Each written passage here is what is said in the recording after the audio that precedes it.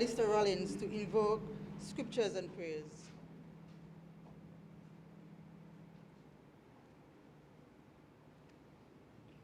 Good morning. A reading from the book of Isaiah, chapter 25, reading from verse 6 to verse 9. On this mountain, the Lord of hosts will make for all people a feast of rich food, a feast of well-aged wines, of rich food filled with marrow, of well-aged wines strained clear. And he will destroy on this mountain the shroud that is cast over all peoples, the sheet that is spread over all nations. He will swallow up death forever. Then the Lord God will wipe away the tears from all faces, and the disgrace of his people he will take away from all the earth, for the Lord has spoken. It will be said on that day, Lo, this is our God. We have waited for him, so that he might save us. This is the Lord for whom we have waited. Let us be glad and rejoice in his salvation. The word of the Lord.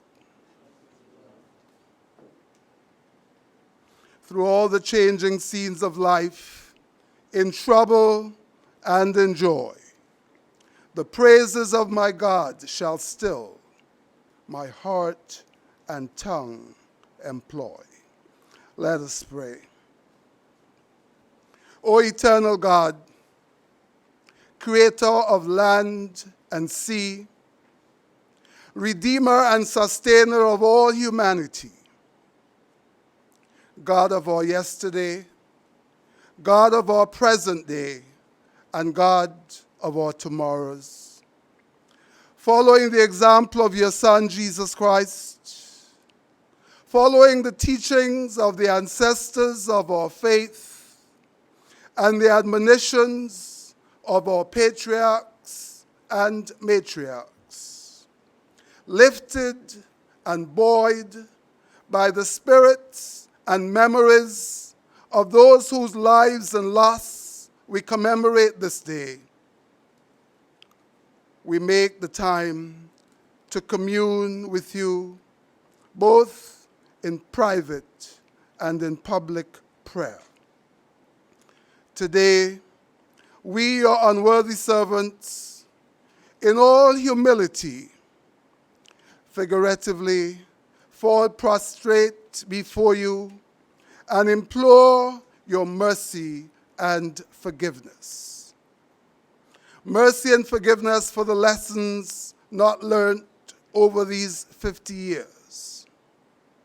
Mercy and forgiveness for our callous disregard for and lack of appreciation of the poor, the marginalized, the struggling victims of the Christena tragedy. Mercy and forgiveness for the absence of adequate therapy for the bereaved who lost family members, breadwinners, colleagues, business partners, classmates, friends, etc., etc. Mercy and forgiveness for the lack of therapy for the survivors who were traumatized then, and those who, after 50 years, are still traumatized. We ask your mercy and forgiveness for the uncaring way in which families and children were economically set adrift to fend for themselves without meaningful intervention from the state. Forgive us, dear God, and we pray that lasting lessons will be learned. And now we thank you, O God, for the resilience of our people, who, despite the odds, delved deeply within themselves and by your grace found the capacity to press on. to overcome this life-shattering disaster, to mitigate the shock to their families, to rebuild our uniquely division agriculture and commerce. We thank you for the intervention of well-meaning neighbors and church bodies who lent a helping hand. We thank you for those among us who believe that it is not too late to make reparations to the families and the survivors, knowing and convinced that it is never too late to do the right thing. So as we have come here to this honored house, in the company of these honorable men and women, we pray that in the words of one of our ancestors, a way will be found to right the wrongs surrounding the treatment of the afflicted and the suffering.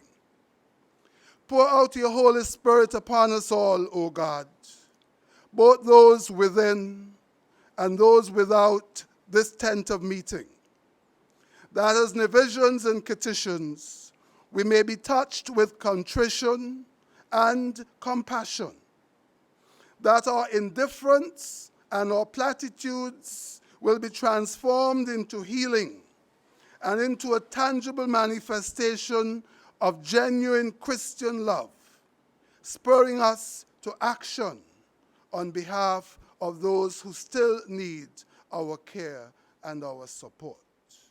We ask these mercies, O God, in the name of Jesus Christ, who redeems and saves. Amen.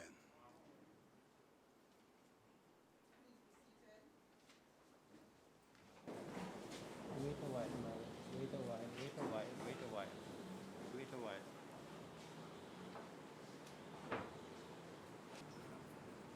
Motion for the approval of the order paper as circulated.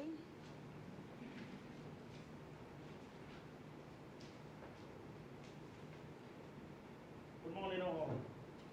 Mr. President, I rise to move a motion for the approval of the order paper as circulated.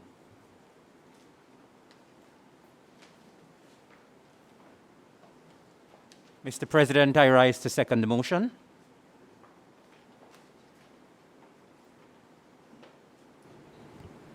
Question is that the order paper as circulated be approved. Those in favor? Aye. Those against? The ayes have it. Announcements by the President.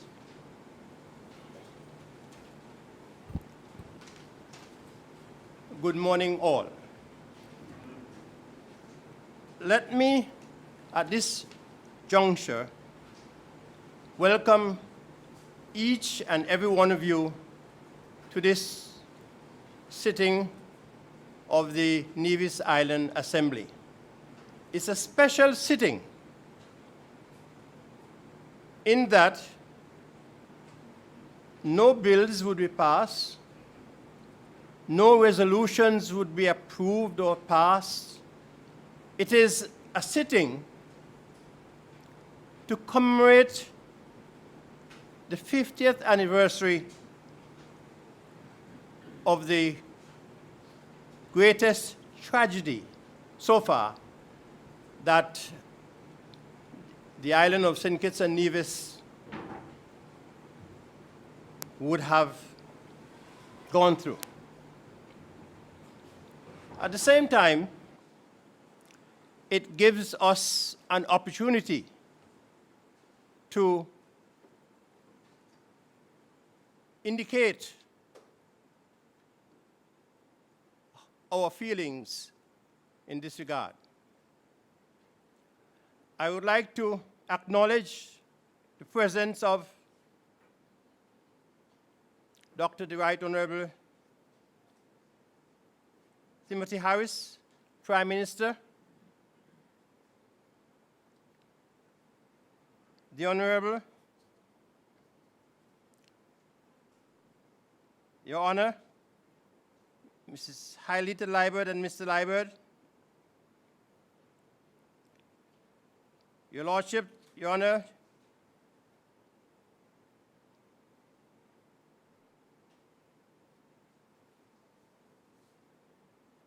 Ermin Mois,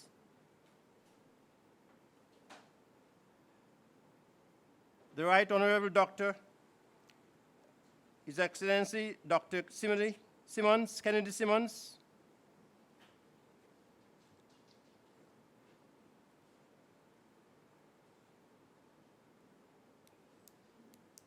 and all those persons who are here from the Federal House, including the Speaker, Honorable Michael Perkins,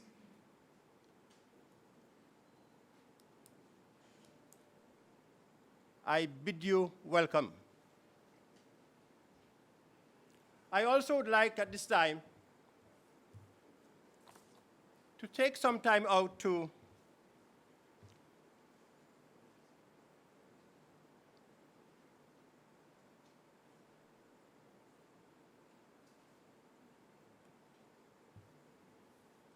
give a background to what is to be done here today.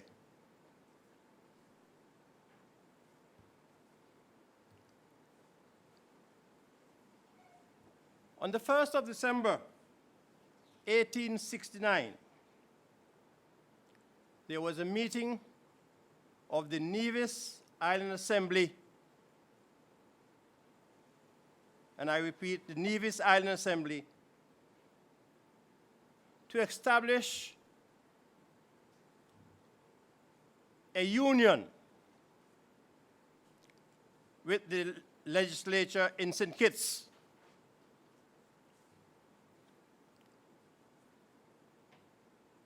This was vehemently disapproved by the Nevis Island Assembly. In 1982,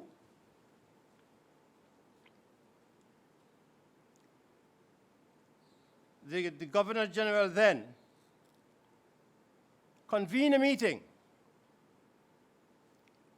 of both the legislatures in St. Kitts and Nevis with the view of merging the two parliaments together and the two islands together. Because at that time, St. Kitts was independently run and Nevis was independently run. It so happened that even though Nevis objected to the merger,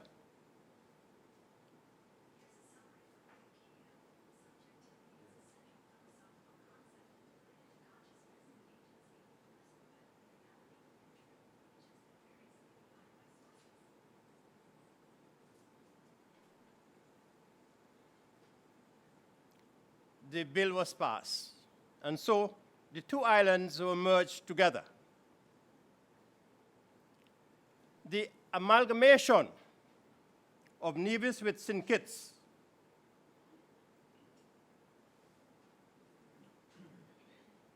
was a done deal. And so, with the Bastia as the seat of government, Nevis became more dependent on St. Kitts. Over the years, there was increased movement of people and goods between the two islands. I fast forward. In 1950 and 60s, Nevisians were traveling by boat to St. Kitts for various purposes. Many found work on sugar estates, and some skilled tradesmen, and some in hardware stores, others in the establishments. Some became civil servants, some became public service workers. Many, while maintaining their families in Nevis, commute between the two islands on Saturdays because their family here in Nevis was more important than anything else. one of the most popular weekends for such travel by boat from St. Kitts to Nevis was August Monday. And whereas those Nevisians work from Monday to Saturday midday in St. Kitts, most of them would catch that boat on the Saturday afternoon to journey to Nevis. And so, it was not surprising that on the 1st of August 1970, most people wanted to go to Nevis. And even Kittitians enjoyed the idea of coming to Nevis because of the activities on that weekend.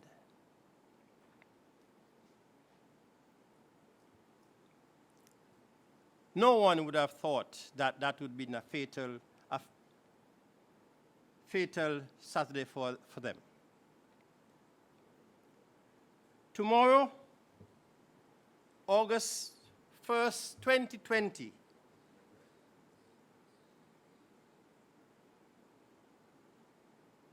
would mark 50 years since that tragedy took place, where some 233 lives were lost on the MV Christena.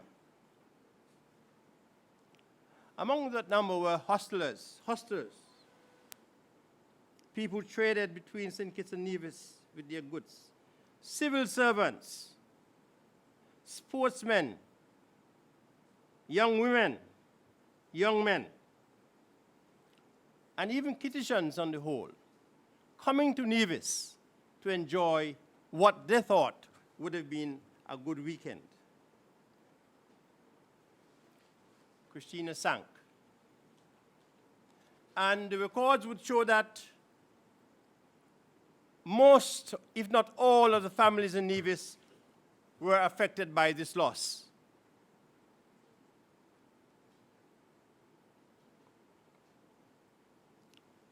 History would show that immediately after the sinking of the MV Christena, a movement was started in Nevis to reduce, to a lesser extent, the dependency on St. Kitts.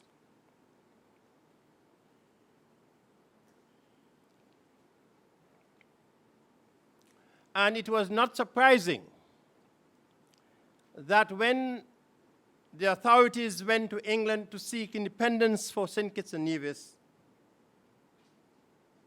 that Nevis ensured that certain things were done in order to ensure that Nevis gained some independence from St. Kitts.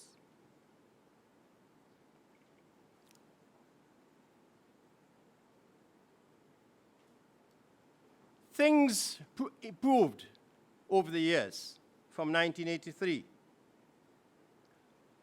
to the extent that Nevis was able to formulate certain laws and ensure that the land here in Nevis was controlled by Nevisians. As president of the Nevis Island Assembly, I extend best wishes to all those who survived the Christena disaster.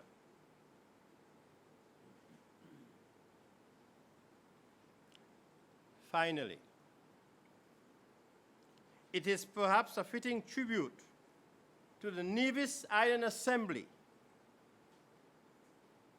that the monument in the foreground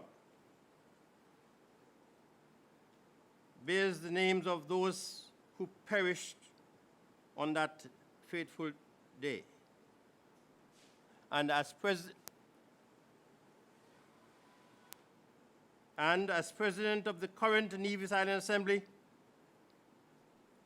I take this opportunity to recognize the work of all previous legislatures of Nevis and their members, those who fought to retain and maintain the Nevis Island Assembly of over 100 years, and equally, those who fought to bring back to Nevis its own legislature, of which I am privileged to observe and preside.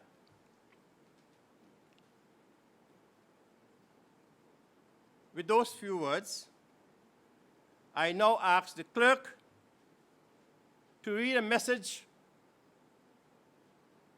that I got from the Governor General in respect to our sitting here today. The clerk.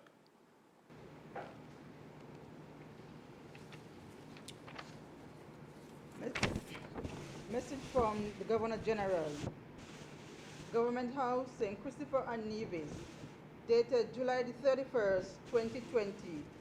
Mr. President and members of the Nevis Island Assembly, I deem it an honor and privilege to offer this message on the occasion of this special sitting of the Nevis Island Assembly to mark the 50th anniversary of the Christena disaster. I regret being unable to be with you at this time. As a young man of 20 years of age, I well recall that afternoon in 1970 and the unfolding of this tragedy over the ensuing days, months, and years. I too was touched by the loss of classmates, friends, and acquaintances, all of us with a common link as sons and daughters of St. Kitts and Nevis. As we gather at this milestone commemoration of this maritime tragedy, we recognize the contributions of our fellow men and women to our present well-being. Let us remember them and transmit our memories to this and succeeding generations. By whatever means, we need to recognize the passing and the impact of their loss on family, friends, and all of us in one way or another. May their souls rest in peace. Sir S. W. Tapley Seaton, GCMG, CVO, QC, JP, LD, LLD, Governor General.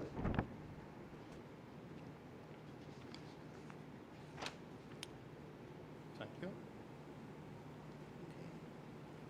At this point, we'll have brief remarks on the occasion of this special sitting of the Nevis Island Assembly to commemorate the 50th anniversary of the MV Christena disaster.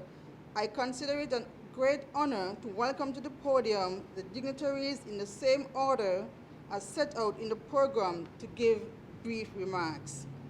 I now invite Dr. the Right Excellency and Right Honorable Sir Kennedy Simmons, KCMG, who served as Prime Minister of the Federation of St. Christopher and Nevis during the period the 19th day of September 1983 to the 7th day of July 1995. Sir Kennedy.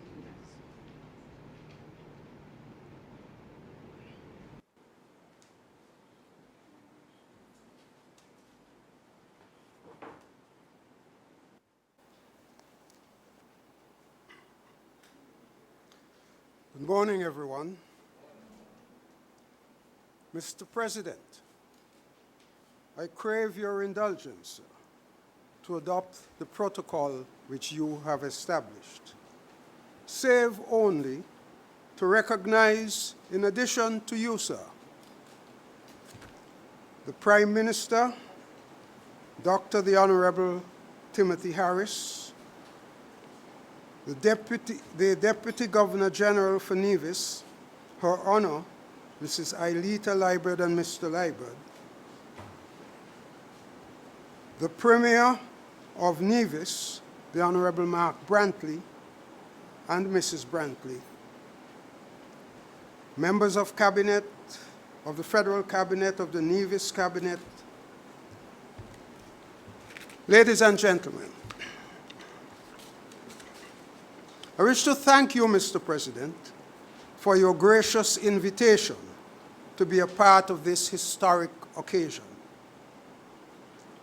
I was immediately struck by the raison d'etre for this occasion, as expressed in your letter of invitation, and I quote, "This disaster has great historical value, as it significantly impacted the economic, social, and psychological stability of St. Christopher and Nevis." End of quote. In making my brief contribution towards the history of this event, 50 years removed, I am conscious that even in this chamber today, we may have persons who were not even born when the disaster occurred. In my autobiography titled The Making of a National Hero, I devoted a chapter to the Christena disaster, mainly in relation to my own involvement. On that fateful Saturday, it transpired that I was the only doctor on Nevis. For some considerable time prior to the day of the disaster, there was only one doctor on Nevis, in the person of Dr. Barbara Lyle, one of my classmates from UCWI. She was also known as Mrs. Cedric Harper. She was a surgeon and medical superintendent at the Alexandria Hospital and district doctor for Charlestown. Even though I was at the time persona non grata with the government of the day, perhaps it was only the minister, I was asked by the Permanent Secretary of Health, Mr. Anthony Ribeiro, if I would be willing to help by doing a weekly clinic at Gingerland. I agreed, not only because Gingerland is my ancestral home, as many of you in Nevis would know. And so usually I would fly over in the morning and fly back to St. Kitts in the afternoon. On that Saturday of the August weekend, I was required to go to Gingerland as usual. And when I arrived at the airport, I met Dr. Lyle. We spoke, and she told me that her contract was ended and she was returning to Jamaica. I inquired about her successor, to be told that she had not been told whether a successor had been appointed. I was, therefore, for that day at least, the only doctor on Nevis. Coincidentally, it being the holiday weekend, I had decided to remain in Nevis to participate in whatever action was available. I had a reservation at the Montpelier Hotel, but I was in no hurry to check in. When I did decide to go to the hotel to check in and have lunch, as I drove into the yard, the manager ran out into the yard shouting, "Don't get out! Don't get out!" They just called to say that you must come to Charlestown quick because the Christena gone down and they're bringing in survivors. So I just turned around and headed for Charlestown. I eventually set up a base of operations at the hospital and requested, in fact, the police to send word around on the western, particularly on the western side of the island, at all possibly points of entry, to advise persons who were bringing in survivors to bring everybody to the hospital, because some people were going down to the pier at Charlestown. I set up a triad system, though that name was not used in those days. 65 survivors were brought to the hospital that day. I examined, documented, and treated 63 of them. When the government team of Dr. Sebastian and Dr. Kelsick arrived that night, they treated the other 2 survivors. It has to be noted that there were no lights on Newcastle Airport at that time. So a call was sent out for persons with vehicles to go to the airport onto the runway and turn on the headlamps on their cars so that the government medical team could land. Life sometimes presents us with unimaginable ironies.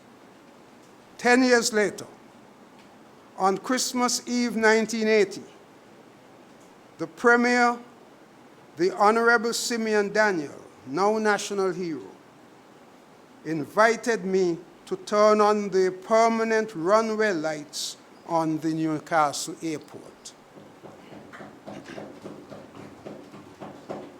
Now the Vance Amory International Airport.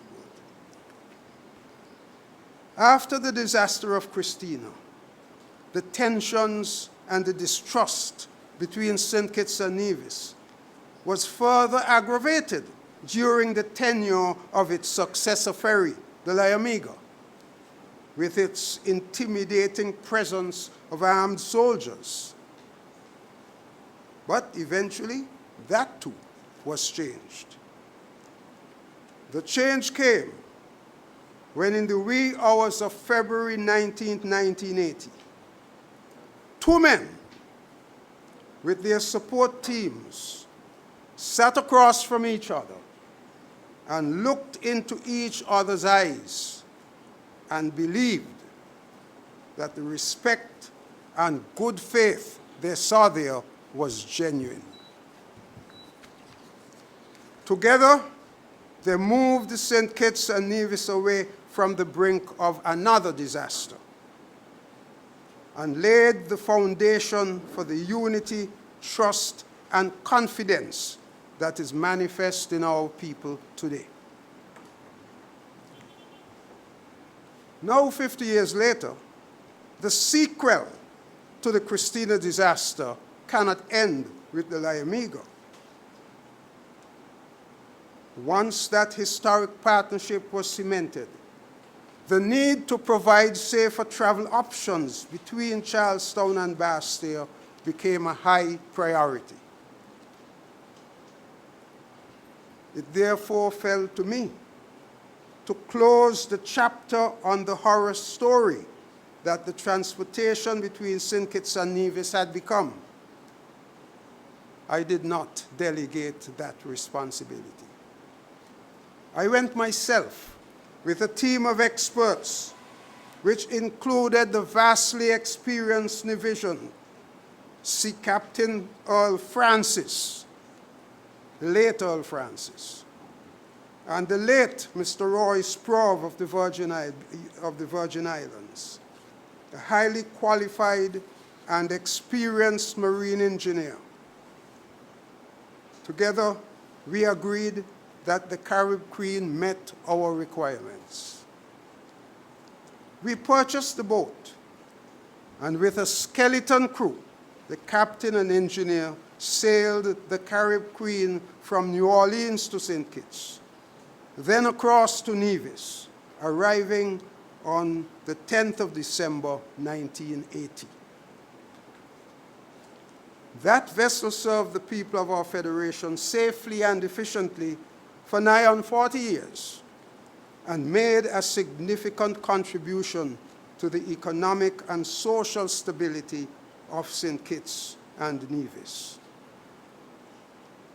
However, the progress we have made 50 years after the Christena disaster should not be taken for granted, nor viewed in isolation from the historic partnership of 40 years ago. Today, the continuing evolution in the economic and social stability of St. Kitts and Nevis is being facilitated and fueled by a revolution in small business enterprise. Today, the vital lifeline of transportation of people, goods, and services across the channel is more efficient, convenient, and timely than it has ever been. Our people, our entrepreneurs, have seized the initiative and have shouldered the responsibility for this significant area of our economy and lifestyle. 5 decades after, St. Kitts and Nevis is more prosperous and progressive. Our achievements in education, health, tourism, sports, technology, and our protection and support for vulnerable groups are admirable, even in the eyes of more developed nations. More importantly, however, we have not experienced another major boating accident since 1970. To those of you who mourn loved ones lost, we stand with you. We honor their memory with prayer and reverence. We assure you in words and deeds that lessons have been learned and applied for the benefit of future generations, including your own offspring. All thanks and praise we give to God, who has strengthened us, sustained us, and brought us safely to this day.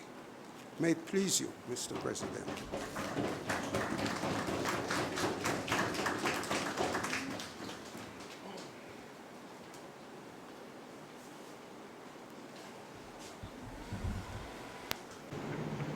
I now invite our next dignitary, the Honorable Vance W. Amory, who served as Premier of Nevis during the period the 2nd June 1992 to the 11th July 2006, and also during the period 23rd January 2013 to the 16th of December 2017.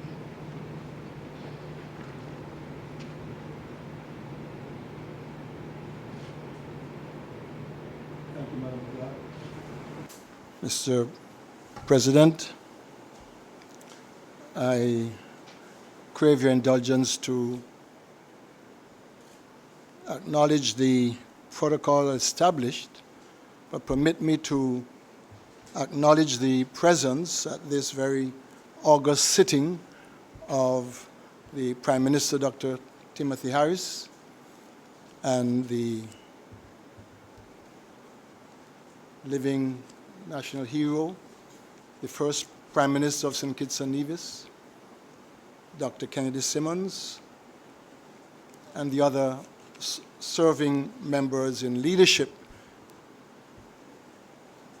but especially the Premier, whose instrumentality, I understand, was to have this special sitting.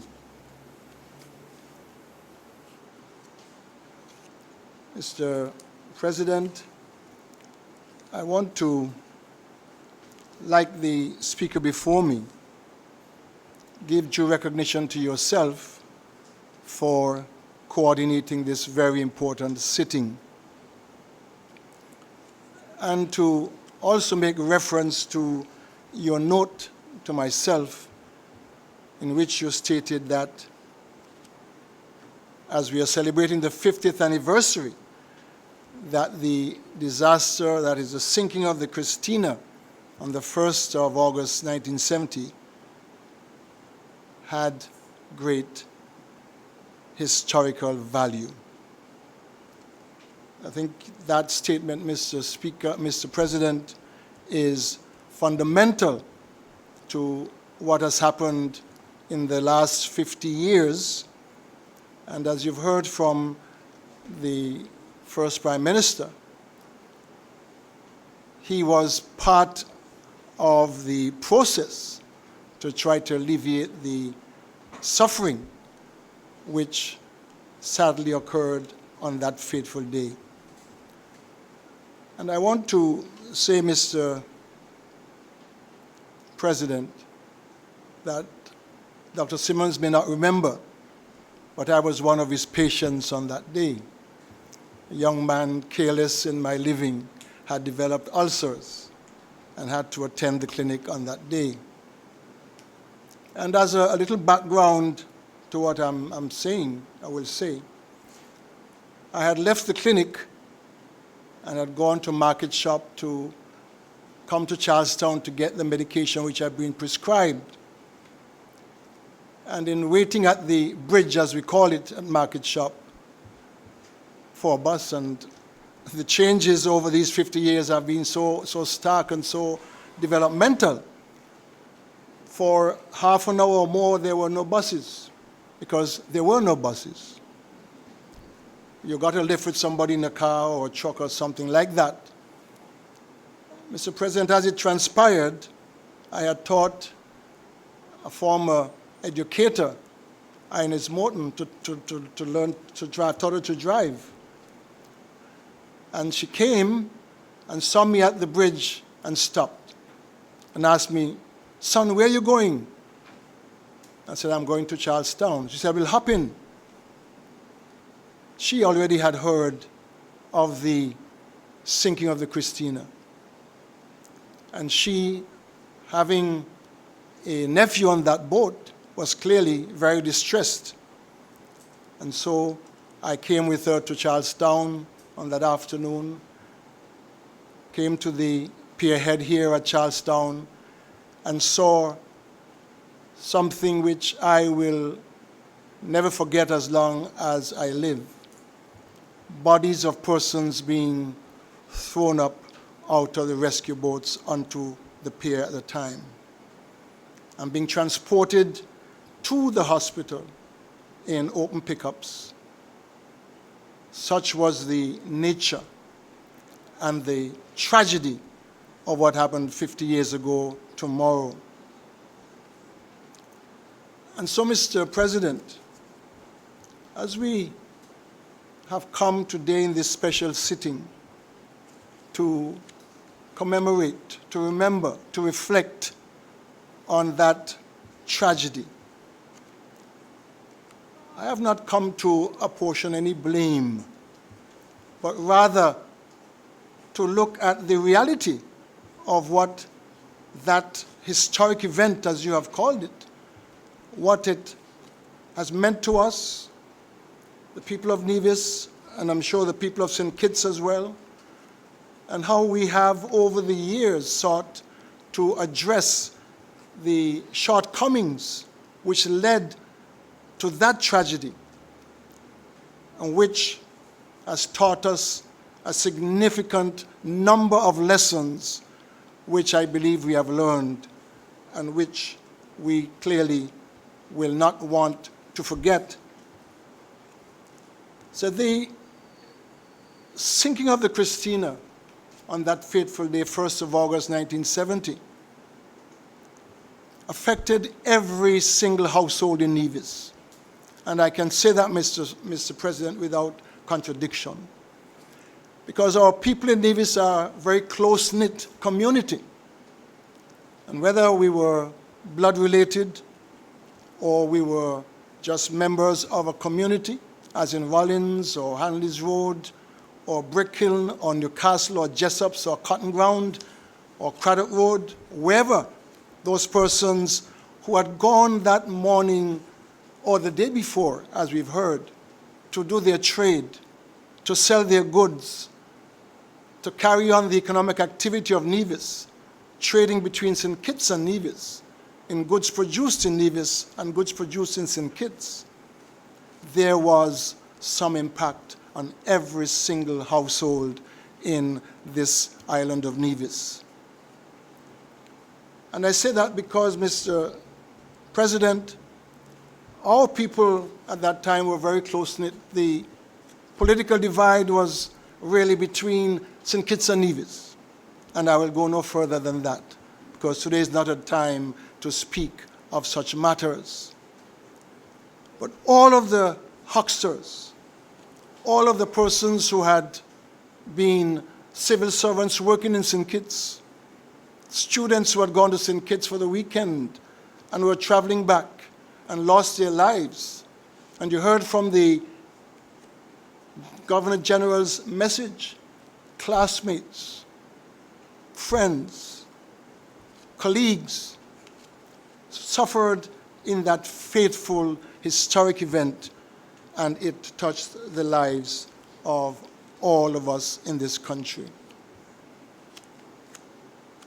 After I had taken Teacher Inez, as I called her, to the hospital, unfortunately, her nephew was one of the survivors.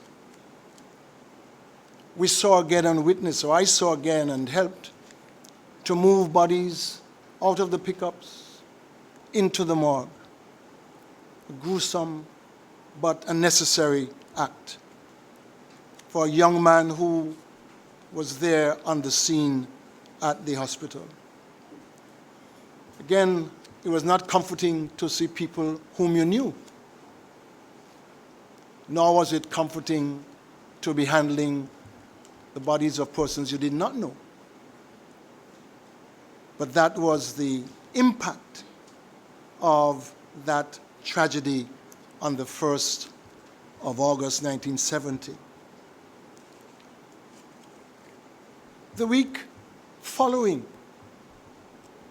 it's as if we were in a ghost town in this island of Nevis.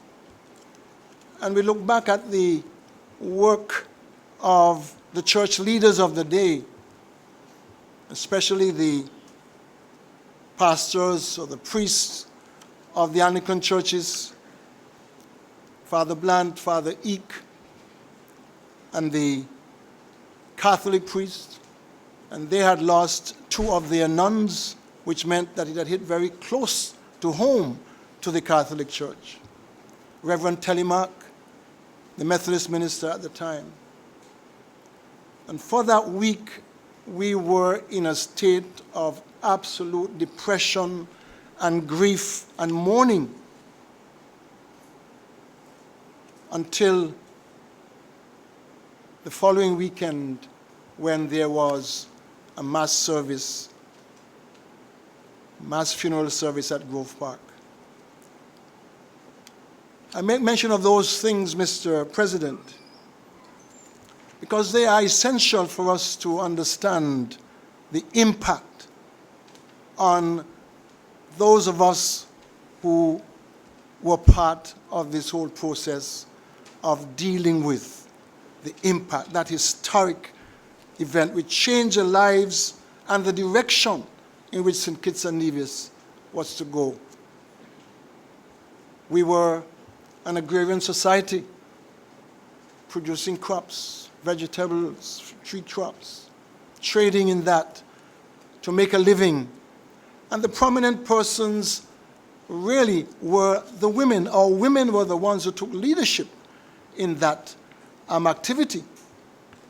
And the number of women who lost their lives, and I said, of all of the areas. And when we listened on Tuesday to one Ozzy Tyson, who had an interview with Webo at Vaughan Radio, and he spoke of those persons whom he knew, and because he was a survivor, or is a survivor of that tragedy.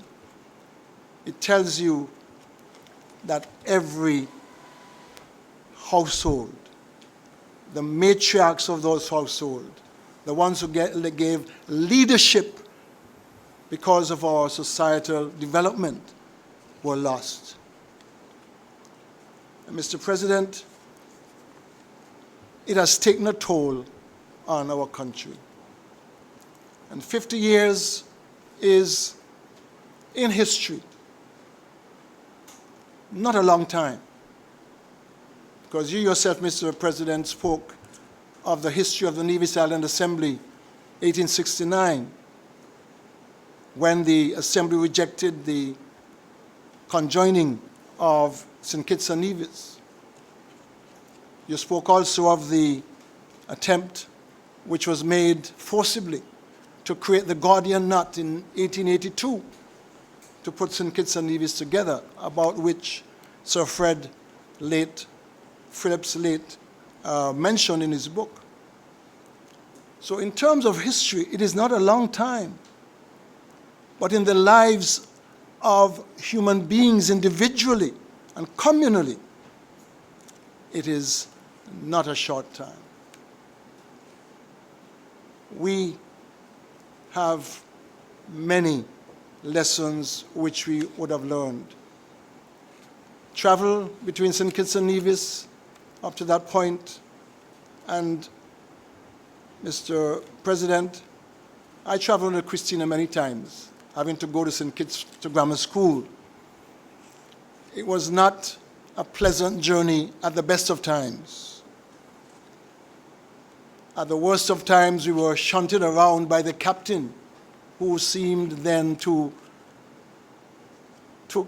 take pleasure in shifting around myself and my then sixth form colleague, the Honorable Mr. Parry, who will speak to you in a while, shifting us around because we thought we could go up to the captain's bay because we had what we thought as sixth form students privileged position. But whenever there was a listing of the boat, and you've heard this from so many persons, it was not a safe boat for crossing the seas. But that is a fact of history which, sadly, we are here today to memorialize and to remember.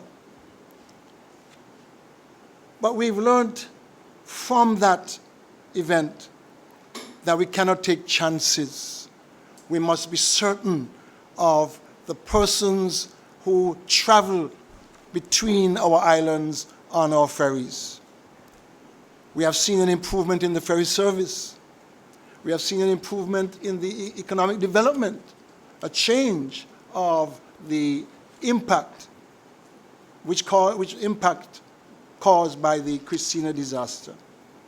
We have seen an economy in services develop in Nevis, which meant that the number of persons who would travel to St. Kitts for employment is not as great as it was then. And we have certainly seen a change in the welfare and the well-being of our people. My hope, Mr. President, is that our having and your having convened this meeting to look at the Christena disaster, and having made reference to the memorial which is just west of us here, a memorial which was established in 2000 to commemorate the 30th anniversary. And may I say, Mr. President, it was not intended to create any friction. It was really created to ensure that there was that visible memorial to which people can come almost as a pilgrimage, if we want to call it that, to show our respects for those persons whose lives were sacrificed for the well-being or for the good, seeking to do good for their families and for our country. And we are pleased as an administration to have established that memorial. You made mention that the names of those who were lost are listed on that memorial. We may not know if those were all the names. These came as a result of persons indicating whom they believe were on the boat. There are some whom they did not know. But we will accept, Mr.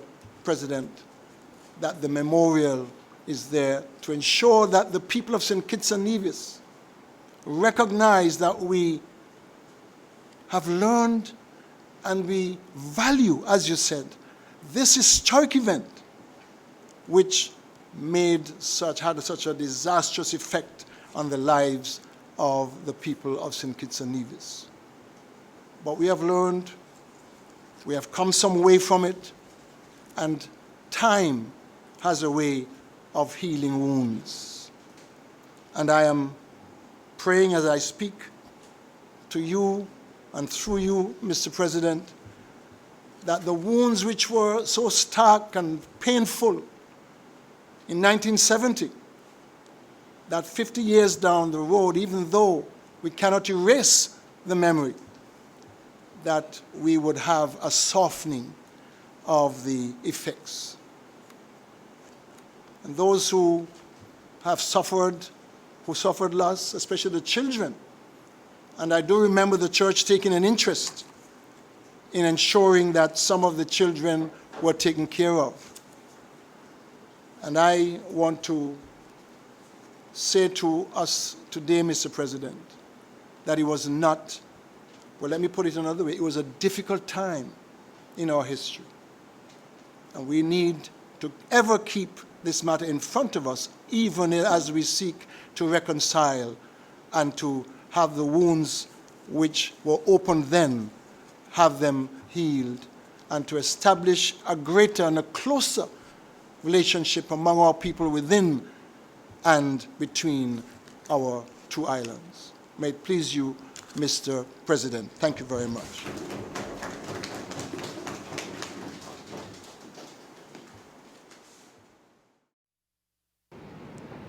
I now invite our next dignitary, the Right Honorable Dr. Denzil Douglas, who served as Prime Minister of the Federation of St. Christopher and Nevis during the period 7th of July 1995 to the 18th of February 2015.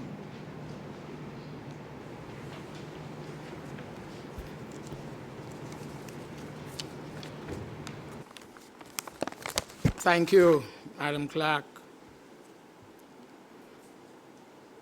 Mr. President of the Nevis Island Assembly,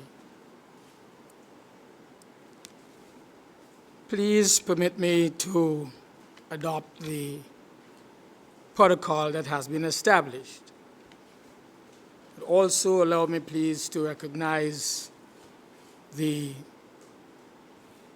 Deputy Governor General, Mrs. Liebert, Honorable Her Honor, Mrs. Liebert, and her husband,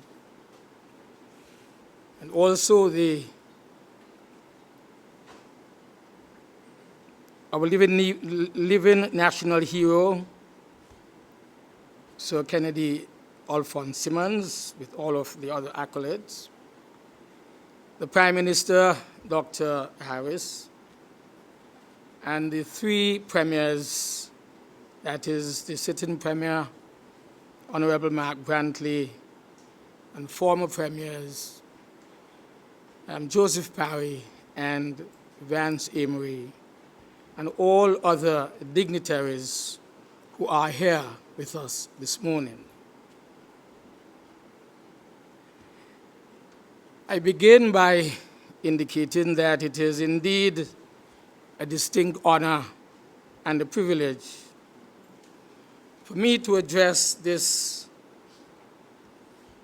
honorable assembly on this most auspicious yet very somber occasion as we commemorate the 50th anniversary of the MV Christena disaster under the theme, MV Christena, Architect of Post-Independence St. Kitts at Nevis. I believe, Mr. Speaker, that it is fitting that I repeat these words, I quote, "Through many dangers, toils, and snares, I have already come. His grace hath brought me safe thus far, and grace will lead me home." End of quote. These sacred words of the famous hymn, Amazing Grace, are what really comfort me when I think about the very terrible tragedy that took place on that fateful day of the 1st of August, 1970. I believe that some 50 years ago, and I remember that that beautiful day 50 years ago was a day that I too will never forget. On the Saturday morning, I actually traveled on the Christena, traveling from Nevis to St. Kitts. I was, in fact, in Nevis during my summer vacation, August vacation, staying with my brother and his friends. My brother Peter Douglas was serving police officer at that time here in Nevis. I had come up a few weeks to be with my friends here, the children of Pastor Esdale, Cameron, Cammy Clark, who was a personal friend of mine, stayed at my home in St. Paul's in St. Kitts whenever he was overnighting in St. Kitts. His mother, Maud Huggins, living in Chapel Street, I believe, here in Charlestown, came down on that boat with me that Saturday morning, as my father had requested that I return home to attend what was called then the all-day service of the Wesleyan Holiness Church, called then the Pilgrim Holiness Church, on August Monday in St. Kitts. It was that same day in the afternoon that this sad event took place. I believe, Mr. President, that by the end of the day, as we've heard before from your own words, it turned what was a beautiful day into a tragedy. Because some 240, or approximately that number of persons, of the approximately 320 persons packed on the overcrowded vessel, would perish. There would only be 91 survivors, we've been told. The impact of the disaster was devastating. It is a story of tremendous loss. It is a story of pain and tragedy. It is a story of the brutality that chance and fate can unleash so unexpectedly on humanity, leaving those survivors in its wake searching for meaning and release. Today, as I traveled from the ferry pier to here, I got into a conversation with the driver of the taxi, Mr. Paris, I think his name is. And we spoke not only of those who would have been lost, but those family members, especially children, of those who remained as a result of the departure, untimely departure of their parents, their guardians, and loved ones. So the question comes to mind, have we been able to track them? those who would have been maybe of the same age as myself then, young teenager, awaited that same summer the return of my GCE examination results. Those who were already past their secondary education life and were now maybe in colleges and universities, or those who were yet in primary schools, and those who were infants, maybe just months old, who would have been left behind as a result of the untimely departure of their parents and guardians. And so today I wonder, where are these persons today? I hope that by the grace of God, they have survived. Survived through, I believe, what would have been the terrible impact of the sudden loss and disappearance of their parents and guardians, and thus left to be at the mercy of God with the guidance of their loved ones who undertook the responsibility of caring for them.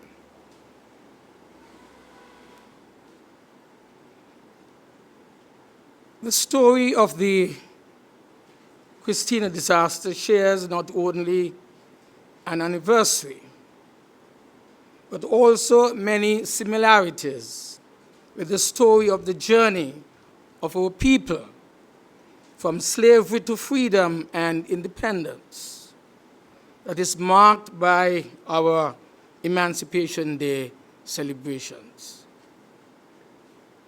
They are both stories of untold suffering, but they are also stories of triumph. They are both monuments to our resilience as a people to beat the odds that come our way. And so today, as we keep the memory of those who lost their lives alive, we also celebrate the many heroic acts that were exhibited that day, that afternoon, that allowed the 91 to make it to shore and survive. Remember, therefore, the fishermen who had rushed to the scene and plucked very many out of what could have been a very watery grave for them. We remember those doctors, and we've heard Dr. Simmons a moment ago. We remember the nurses and the ordinary citizens who were on the scene to assist the victims as they came ashore. I want to submit here in this assembly today that there is heroism in all of us, which often rises to the surface in the face of tragedy and adversity. The heroism displayed on that day serves as a reminder that we are all our brothers and sisters' keeper. The Christena disaster was also a major transformation point in the history of our two islands, as our society demonstrated the will to innovate and change for survival. New safety rules were put in place by the administrations of the day. But as we reflect, were these the only possible things to do under those circumstances. Today, we can say that there has been truly transformation of these two islands, and we can say that truly there has been a socio-economic and political and governance revolution that has taken place in these intervening 50 years. I am pleased to say that the federal government and the Nevis Island administration of the 90s and early 200s took significant steps toward the liberalization of the transportation sector, which has led to a steady increase of operators that has made travel between the two islands much faster, easier, and much more comfortable. Today, we can say that history, to some extent, has been revisited. We have large numbers of persons still traveling between the two islands, but not necessarily for the same reason, but because there has been greater integration among the people of Nevis and the people of St. Kitts. The administration also implemented and reinforced many of the safety standards and record-keeping rules that continue to keep our citizens, residents, and visitors safe, because there continues to be that traffic between our two islands. Through the years, successive administrations have sought to regularize and deepen the relationship and the partnerships between the federal government and the Nevis Island administration, which I believe has healed many of the old wounds that once kept these two islands somewhat divided. And so when tragedy struck the Christena,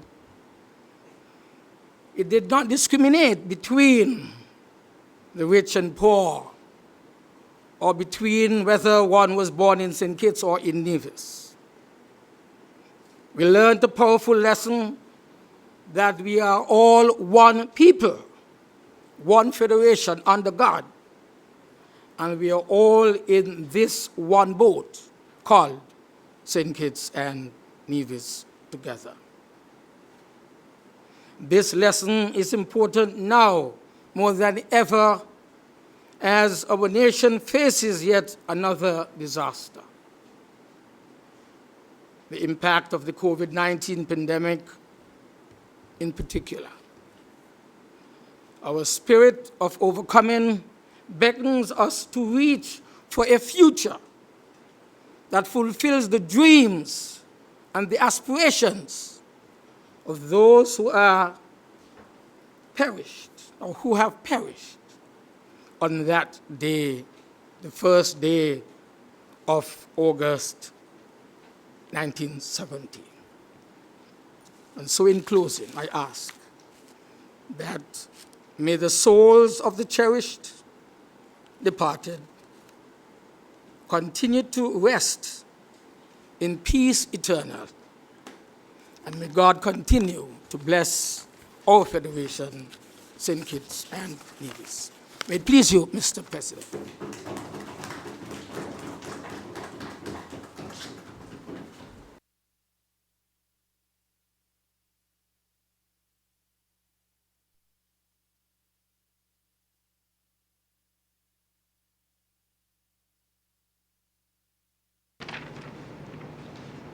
I now invite our next dignitary, the Honorable Joseph Parry, who served as Premier of Nevis during the period 11th of July 2006 to the 23rd of January 2013.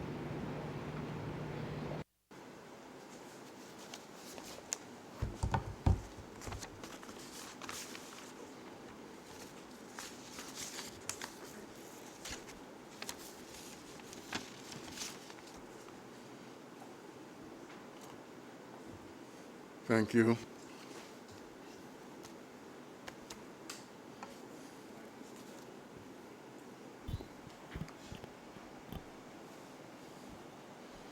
Mr. President,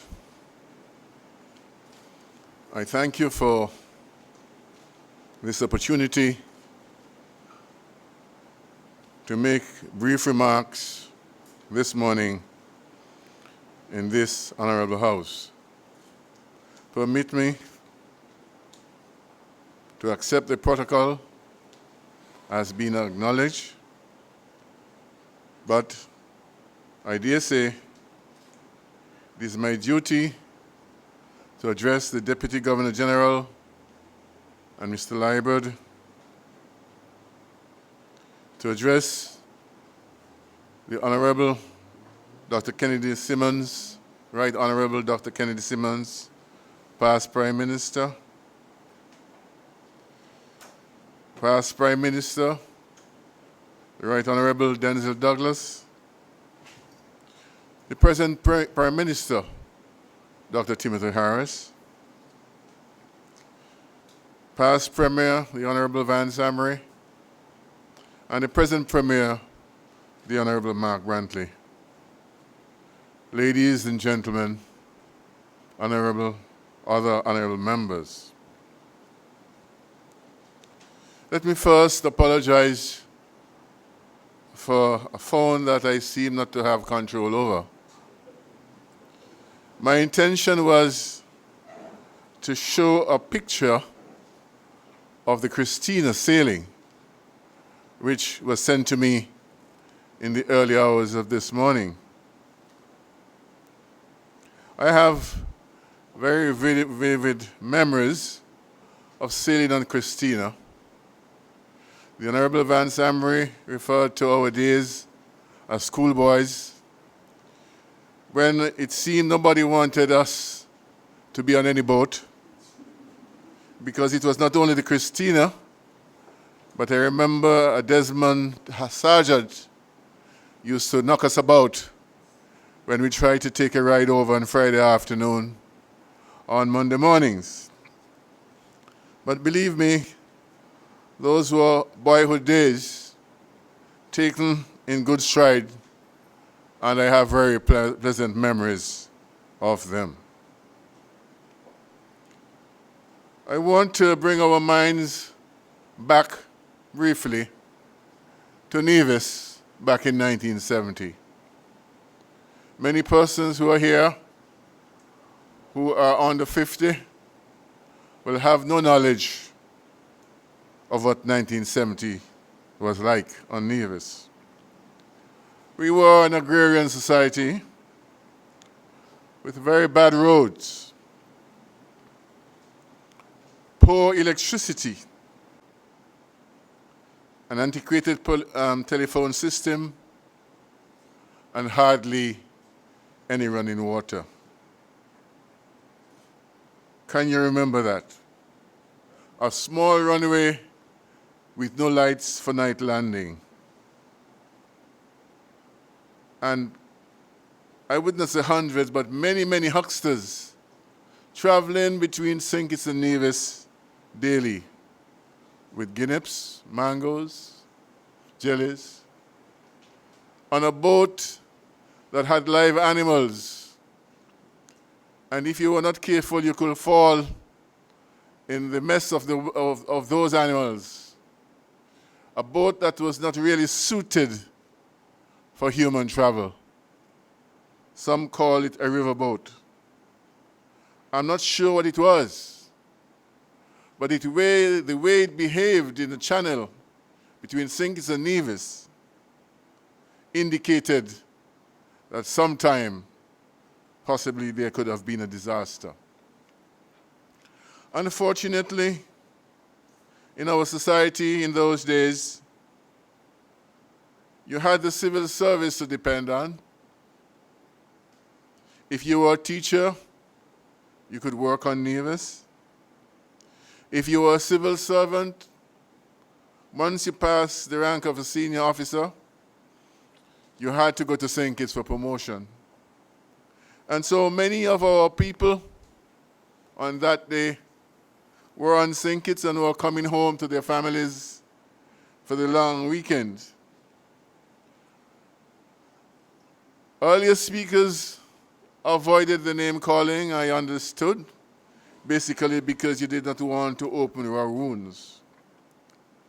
But I can't help by remembering three persons who I knew were footballers and cricketers in Nevis, and who I knew very well who were coming home that day and never arrived.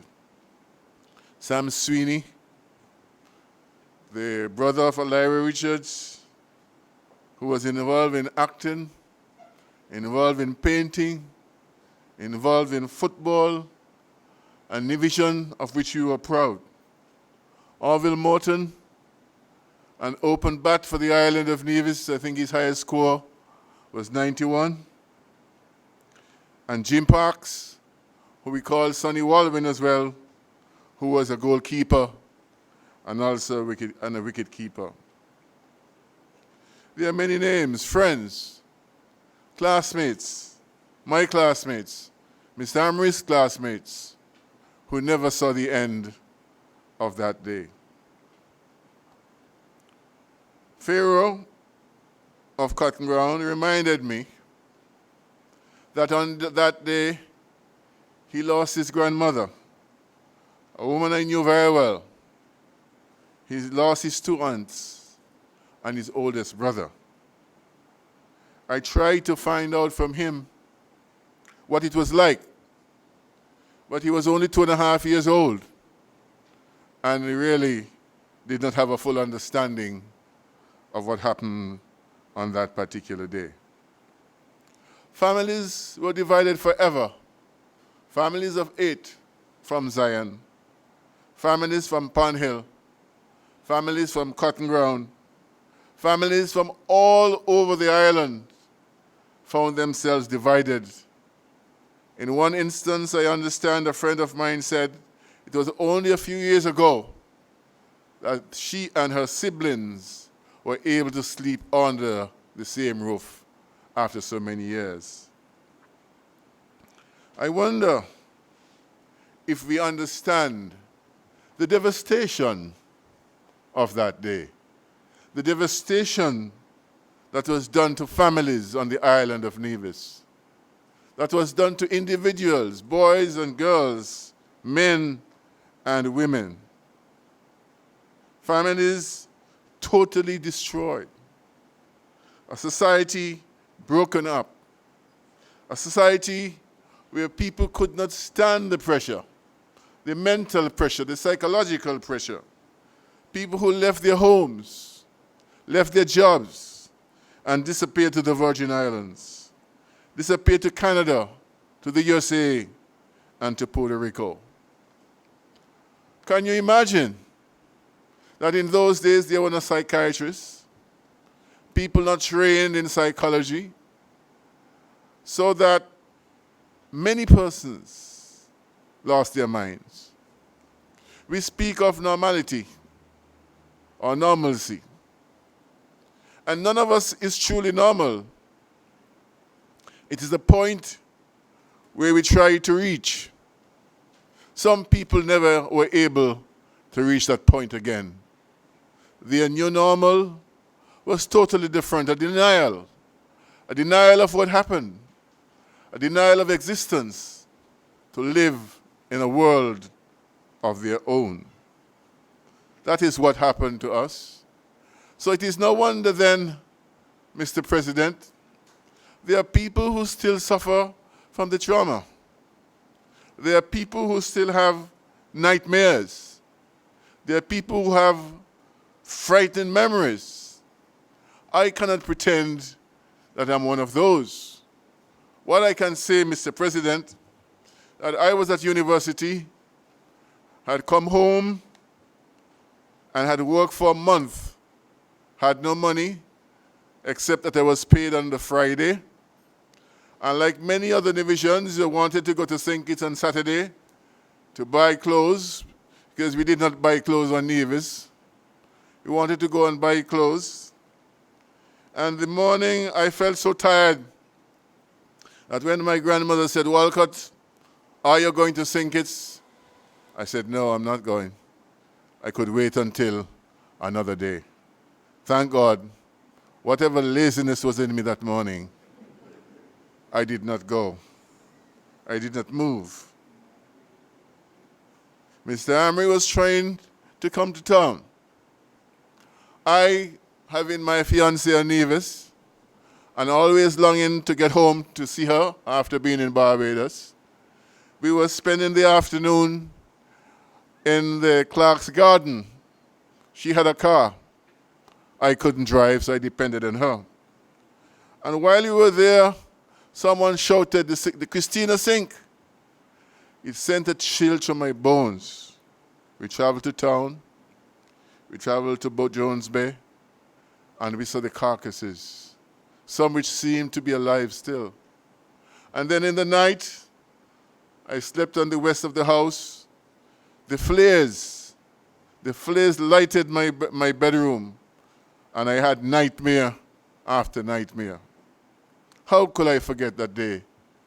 How could any one of us who lived and had an understanding forget that day? It was a day that was a total disaster to the people of Nevis. But I want to make a point. They say, it is said, that out of the darkest night comes a new morning, comes a new dawn, and the brightly shining sun. And I have been very proud, and I thought today that I should speak to the people of Nevis and to tell them of that renaissance, that new spring, that new birth that came out of the sinking of the Christena, that would cause me to say that all those persons, 232, 233, 240, whatever the number, because I think there were more people on that boat than we know, whatever the number that they died, a ghastly death, but they did not die in vain. In a matter of months, came the Nevis Reformation Party. By the October, it was formed out of the cry of the people of Nevis, because they did not want to have another Christena. They wanted to have their own representation on the island of Nevis. Imagine in those days, if you wanted a birth certificate, that you had to go to St. Kitts for it. Maybe one of those persons who drowned only went for a birth certificate. Imagine all those little things that had to be done. And so the people of Nevis decided no more. No more. They wanted to have a government of their own.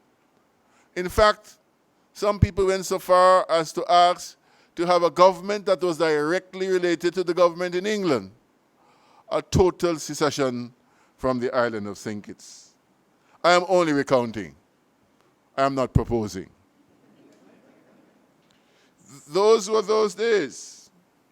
And so we have to remember that out of disaster comes hope. There's always hope once there's mankind, and people who are willing to work together, to unite together for a common cause. Out of that came the NEDAX group, led by Calvin Howell, a group of young Nevisians who practiced the dance, drama, music, a band, and then in 1974 came Culturama. Culturama has its links with the disaster of the Christena. Not many people may realize that. That people had somehow to shake off that dismal feeling, that feeling of hopelessness, and to do something that was creative and positive. Today, Culturama is the #1 celebrative festival on the island of Nevis.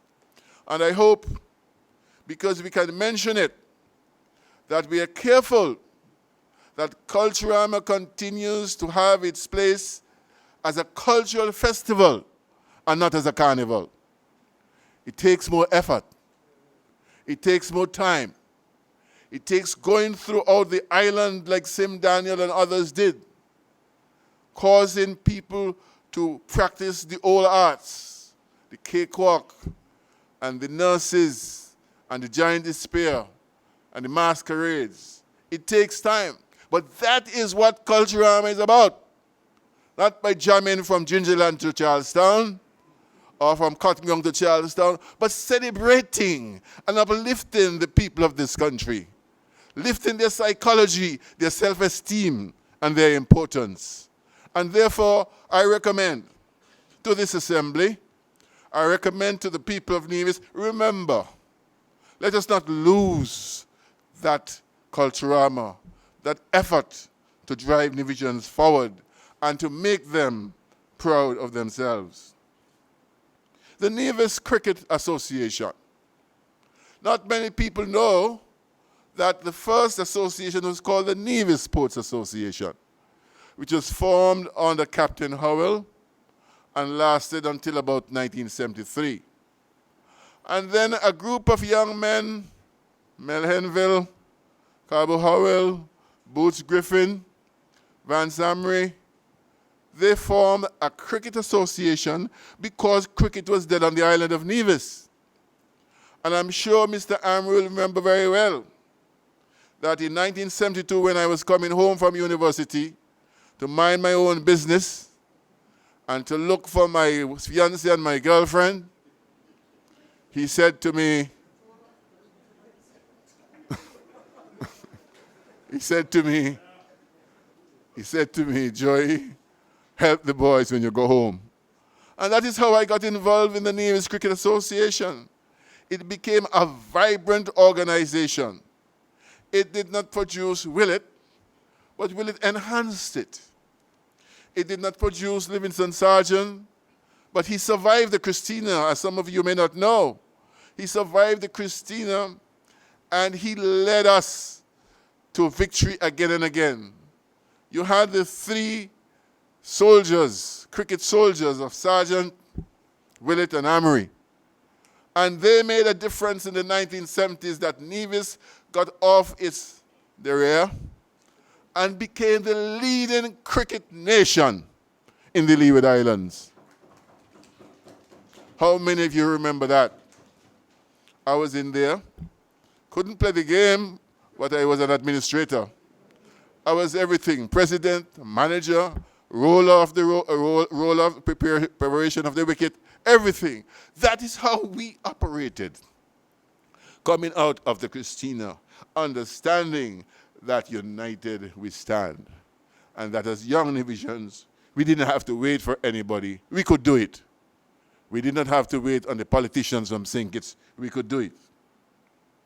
You have the Nevis Credit Union, which I joined in 1972, which was formed, I think, a year earlier, 1973, which was formed in 1972, which has become a powerhouse on the island of Nevis.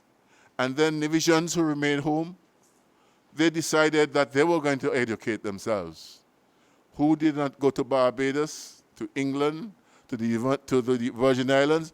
People traveled and came back with one will, like in the Bible, to rebuild a country, to rebuild an island. And I want this to remain with us, because out of that death came a new beginning, a rebirth, a movement forward. So I would say today, first of all, and I'm going to, Mr. President, I won't be much longer. I'm not sure what you're signaling to me, but you're still, oh. I want to say, first of all, those who do not know their history are doomed to relive it. Those who do not know their history are doomed to relive it. And I believe in history. I always see myself as a student of history. In other words, the Nevis Island administration came out of the disaster of the Christena. The Nevis Island administration would never have been if they were not Swanston, and Stevens and Daniel and Tessie Nisbet and all those persons who gathered around the Nevis Reformation Party and brought us to the point where we have the Nevis Island Administration. What did the Nevis Island Administration seek to do? To prevent us from having to travel to St. Kitts on a daily basis.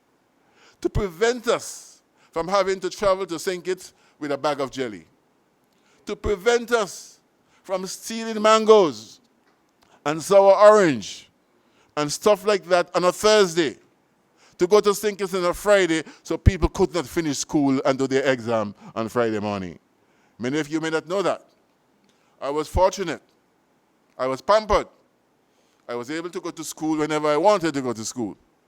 But many of my friends at St. Thomas's School, you did not see them Friday morning because they were trying to make a living so they could buy bread and have beverage, if you know what beverage is, to drink the following week.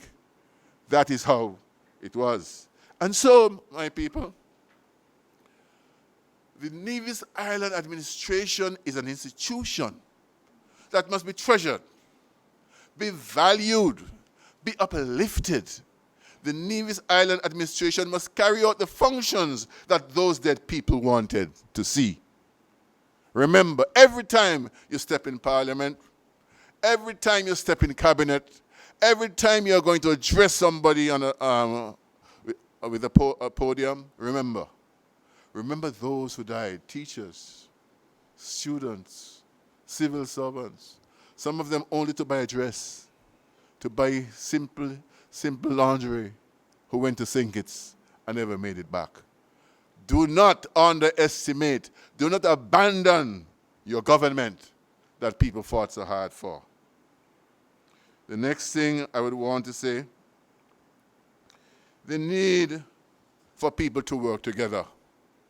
I think it was the Honorable Mr. Amory who said that the only fight was the fight against St. Kitts.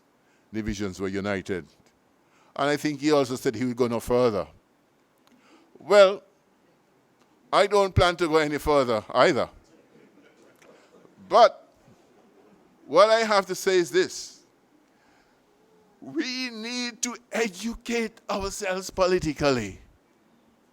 We do not have to be enemies if we do not agree. We do not have to hate each other if we do not agree. Mark Brantley, sitting over there, we get along. We're not friends, but we get along.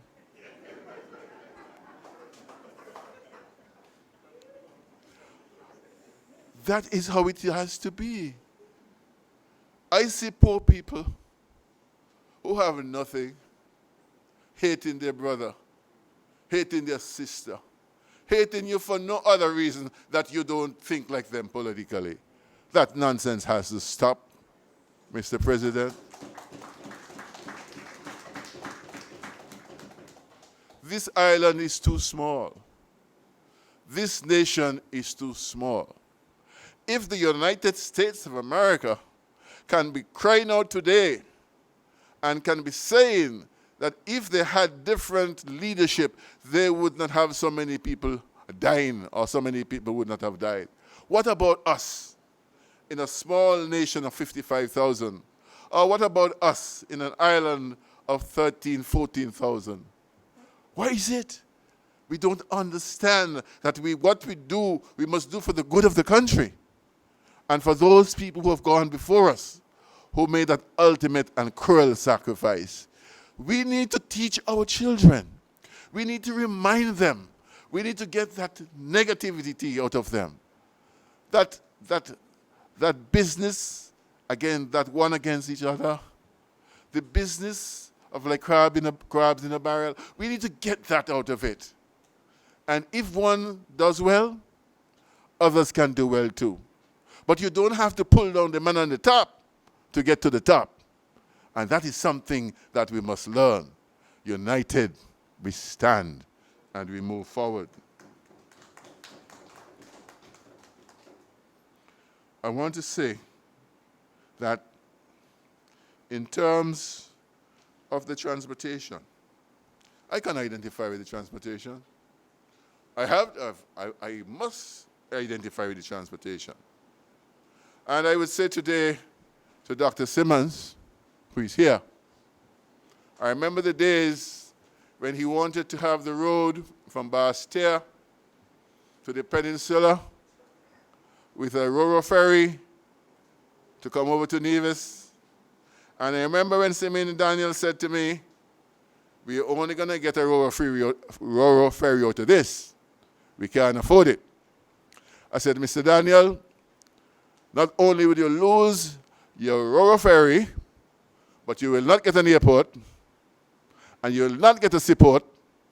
Do not support that project until you get your airport and your seaport.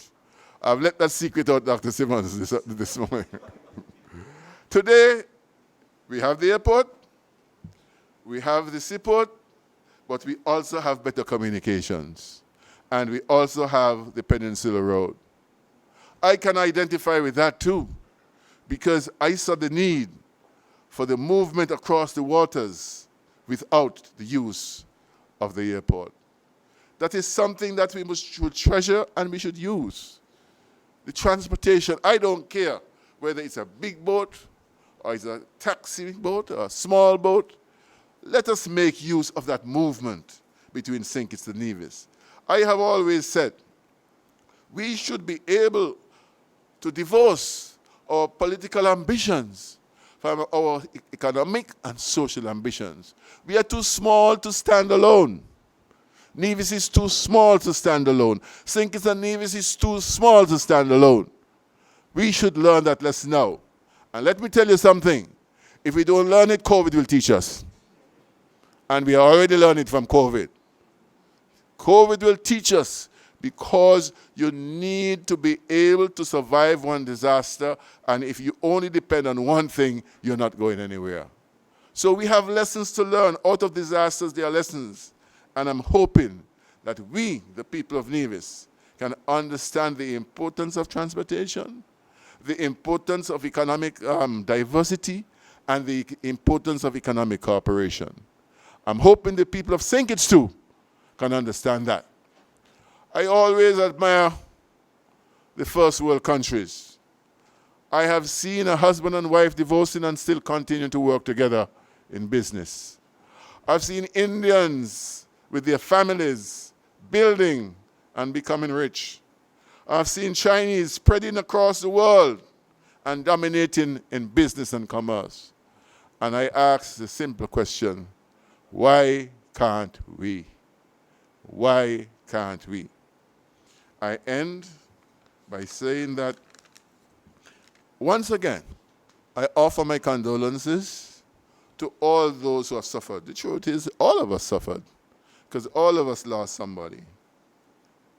I am happy that we were able to survive, although we didn't have psychiatrists and psychologists.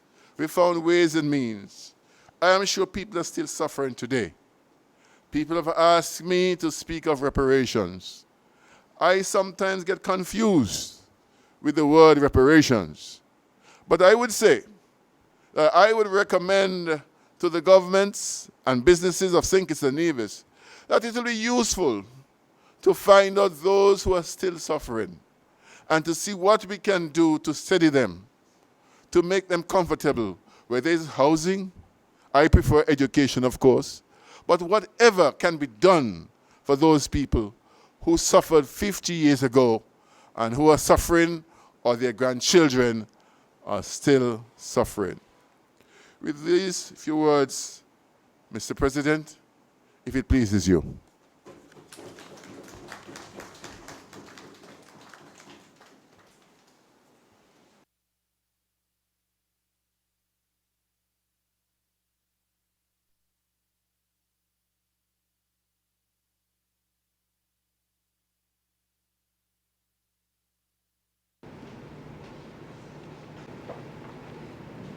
I now invite our next dignitary, Dr. the Honorable Timothy S. Harris, Prime Minister of the Federation of St. Christopher and Nevis, from 18th day of February 2015 to present.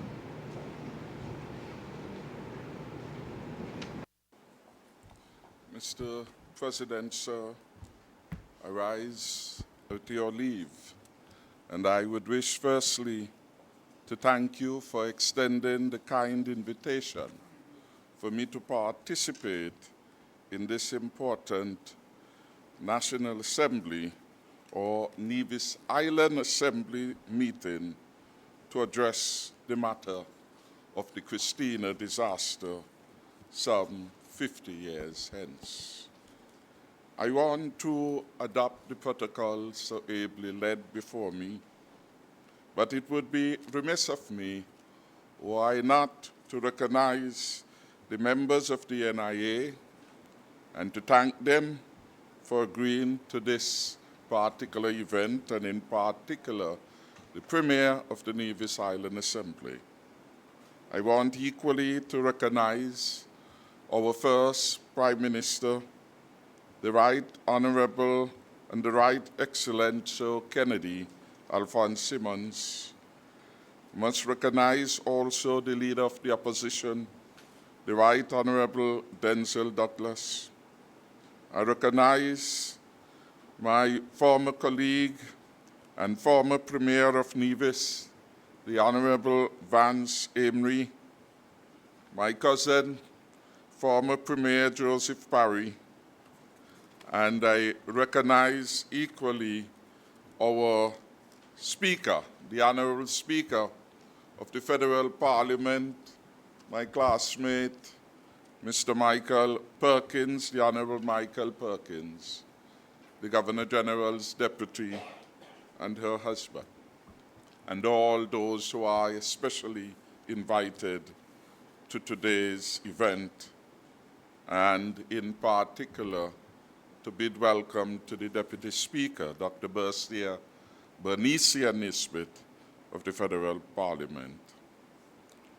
I stood and I listened and learned a lot from the vivid recollections of those who were there at the time and lived through it. I confess that I have no direct memory of this disaster. I was born, but yet still too young to have been too far from my grandmother's yard, I guess. So I have no direct recollection of it. I am the son of a Nevisian gentleman, Godfrey Nisbet, who hails from the deep lands of Nevis and Cotton Ground. And I am the son of a Kittishan woman, Margaret Harris, from the village of Tabernacle. And so I am a true product of the federal enterprise, the federal nation-building exercise in which we are all engaged. Reflecting back 50 years ago today, the associated state of St. Kitts and Nevis suffered what we may describe as a catastrophic ferry loss when on the afternoon of Saturday the 1st, August 1970, the MV Christena, a government-owned and operated ferry, took on water and sank as it entered the Narrows just off of Nag's Head. 50 years, of course, in the life of an individual or country, by any stretch of the imagination, is a significant time frame which can impact many generations, at least two. Therefore, I want to join with you in this memorial ceremony to observe the very traumatic event that is part of the lived history of the people of the Federation of St. Kitts and Nevis. Today we are here to remember, to pay tribute to, and honor the legacy of those who lost their lives in the Christena disaster. We also offer solace to the survivors who are still with us and to the families of those who perished way back then. Each year, this ceremony brings back vivid and detailed memories of that catastrophe, and today was no exception. I believe that those of you who were adults at that time, and we did hear it today, can recall exactly where you were when it happened and how you reacted. We heard this from Sir Kennedy, from Vance, from Parry, and from Denzel, all the speakers before me.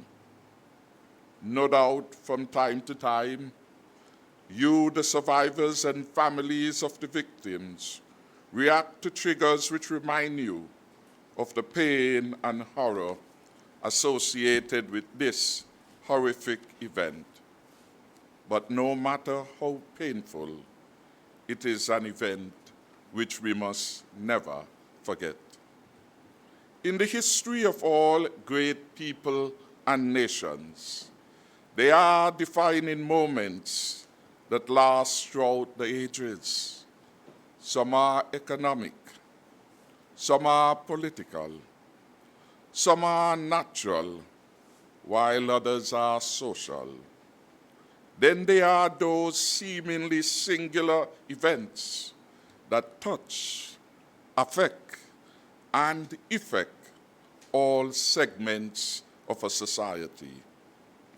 The sinking of the MV Christena on August 1st, 1970, arguably was such an event for the people of St. Kitts and Nevis.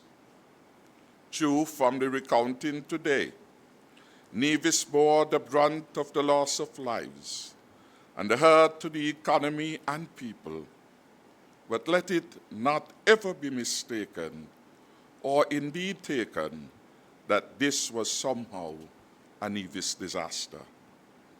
This event must be documented and viewed as it was and still is a national disaster of St. Kitts and Nevis that engulfed the entire associated states of St. Kitts and Nevis with its strong family ties, its friendship and work and business relationships. We are here 50 years later to recall this tragedy and to remember the 200 plus souls that perished when Christena slipped below the waves. We heard the figure recounted of 240. We have heard 232 from the reports of the commission which was released in October.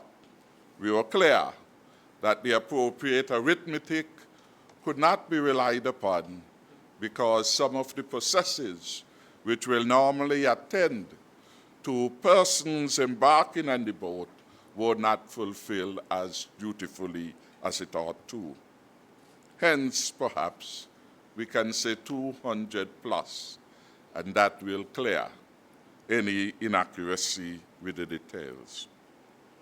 We come to celebrate the strength and the resilience of some 91 survivors. And in my view, it is a testament to the transformative nature of the event and the nation, and the people of Nevis, and the people of St. Kitts. But on a day like today, when we gather to remember, we must be mindful of the fact and sensitive to the reality that this day with its ordeal is something survivors like Livingstone Sargent, Oswald Ozzie Tyson, Diane Williams Richards, and Ian Kelsick would never forget. Nor would the family of Ivan Buchanan, then Chief Public Health Inspector, forget. It was, and you heard this before me, a young Kittitian doctor named Dr. Kennedy Simmons, who treated the first survivors at the Alexander Hospital. Later on that day, it would be the late Dr. Cuthbert Sebastian from the island of St. Kitts who would take over from Dr. Simmons, continuing the care and treatment of the survivors on the island of Nevis. Back then, those two men had no idea what history had in store for them. They were just doing what needed to be done for their fellow citizens. I say to all of you who are working day in and day out, putting country above self, that God will bless you. And you do not know the hour or the day, so be open to God's grace every day. Way back then, Dr. Kennedy Simmons now saw Kennedy with a long list of titles appended to his name, is now here today as our first Prime Minister and only living national hero. He became our first Prime Minister on September 19, 1983, after negotiating the St. Kitts and Nevis Constitution Order 1983, which now provides the supreme law in which the relationship between the islands of St. Kitts and Nevis and our government and people is to be constructed and fashioned. Our second Kittitian doctor, Sir Cuthbert Sebastian, 26 years after the Christena disaster, would rise to the pinnacle of national service as the second Governor General of an independent St. Kitts and Nevis on January 1st, 1996. If national tragedy indeed tests the mettle of a people, the people of Nevis and St. Kitts demonstrated superhuman strength and resilience immediately following the disaster and in the ensuing 50 years. It is said that every family in Nevis lost someone. Vance told us that. Indeed, losing 200 plus citizens in a single event from a small population would test the fortitude of even those who were not on board. A disaster by any measure, be it by the raw numbers or on a per capita basis, it is still the worst maritime disaster in the English-speaking Caribbean. The loss of so many lives at one time was incomprehensible. The victims included people you would have heard from all walks of life. Rich and poor perished. Parents lost children. Some parents lost their only child. Others lost as many as 3 children. Children too lost parents, and some became orphans. Errol Liebert and his surviving siblings come to mind. Household lost breadwinners. Husbands and wives lost spouses. Some families lost several members. And family life, Mr. Parry told us, was shattered in many cases. The victims of this disaster included 3 Canadian nuns. Every community in both St. Kitts and Nevis was affected by this tragedy. It is a question of degrees. Everyone in St. Kitts and Nevis had a relative, a friend or acquaintance or co-worker who had either perished or survived. The trauma and pain indeed were overwhelming. Survivors suffered physical injuries. They endured mental and emotional problems then and for many years after. Some continue to suffer, even up to today, if we were to take the logic of Mr. Parry's presentation. Communities indeed would have been devastated.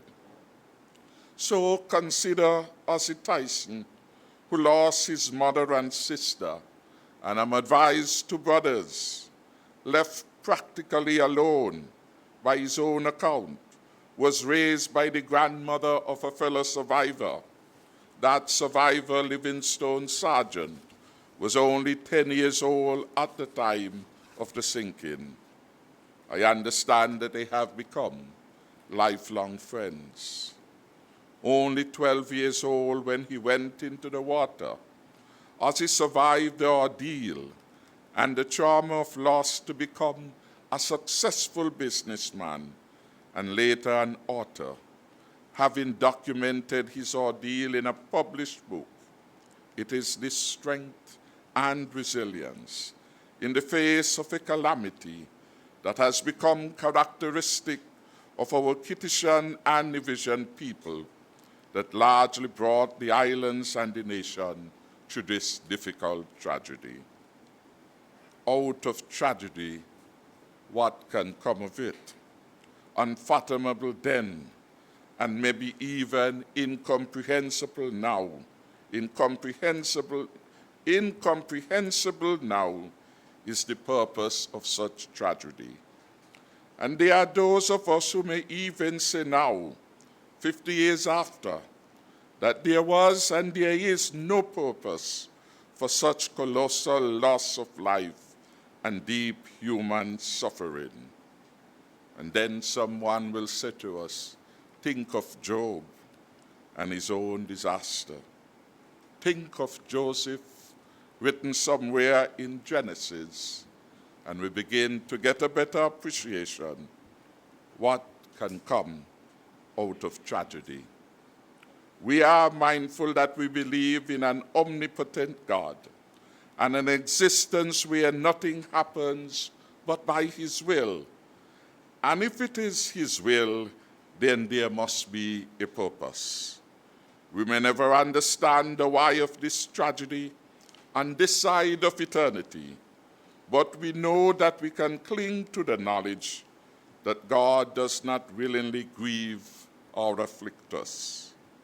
On consideration, I would want to believe and to encourage you also to believe that his purpose was to ignite in us that strength and resilience, togetherness and shared responsibility necessary for us to build an independent St. Kitts and Nevis.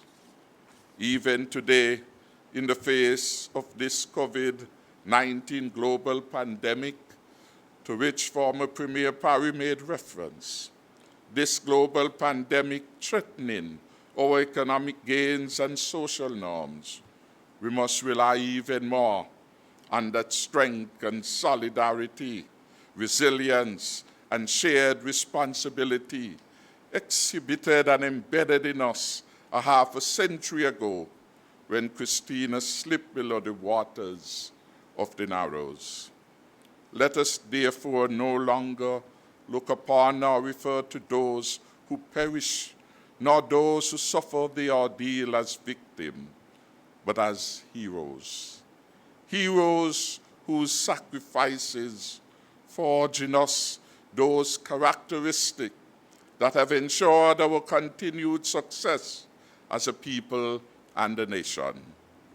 As we enjoy unprecedented cooperation between the islands, no longer is it sufficient to remember them, but indeed we must equally honor them.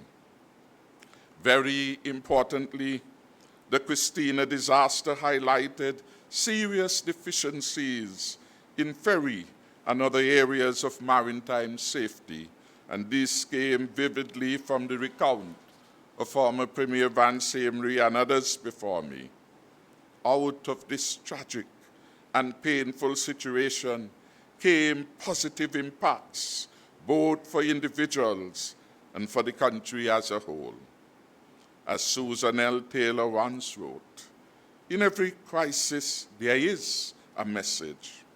Crises are nature's way of forcing change so that something new and something better can take its place. End of quote. While in some ways this disaster caused much bitter sorrow and exposed rifts between St. Kitts and Nevis, in many ways it also demonstrated the capacity of our people to work together, to mitigate the immediate situation and to build a better future. The fact that by 1983, we were ready to move forward as an independent nation, albeit with clauses 110 and 113, is an indication of the maturity of our leaders then and now. They knew that in spite of their insular stance, the whole of St. Kitts and Nevis was greater than its individual parts, and they embraced that big picture. They knew the truth of the parable in 1 Kings chapter 3, verses 16 to 28. The baby, the associated state of St. Kitts and Nevis, could not be divided in two, half for Nevis and a half for St. Kitts. They opted in the end for unity, and it also emphasized how intertwined the people of St. Kitts and Nevis really are and always were. Because despite the travailing and the distancing between the political leadership, always between the people of St. Kitts and Nevis, there were strong bonds. Van spoke of his own education in St. Kitts, and there were several others. I went to sixth form with the now Speaker of the National Assembly many, many years ago. And with us, there were about 2 other Nevisians attending sixth form at the Barstow High School then. The numbers now are even larger at the CFBC College.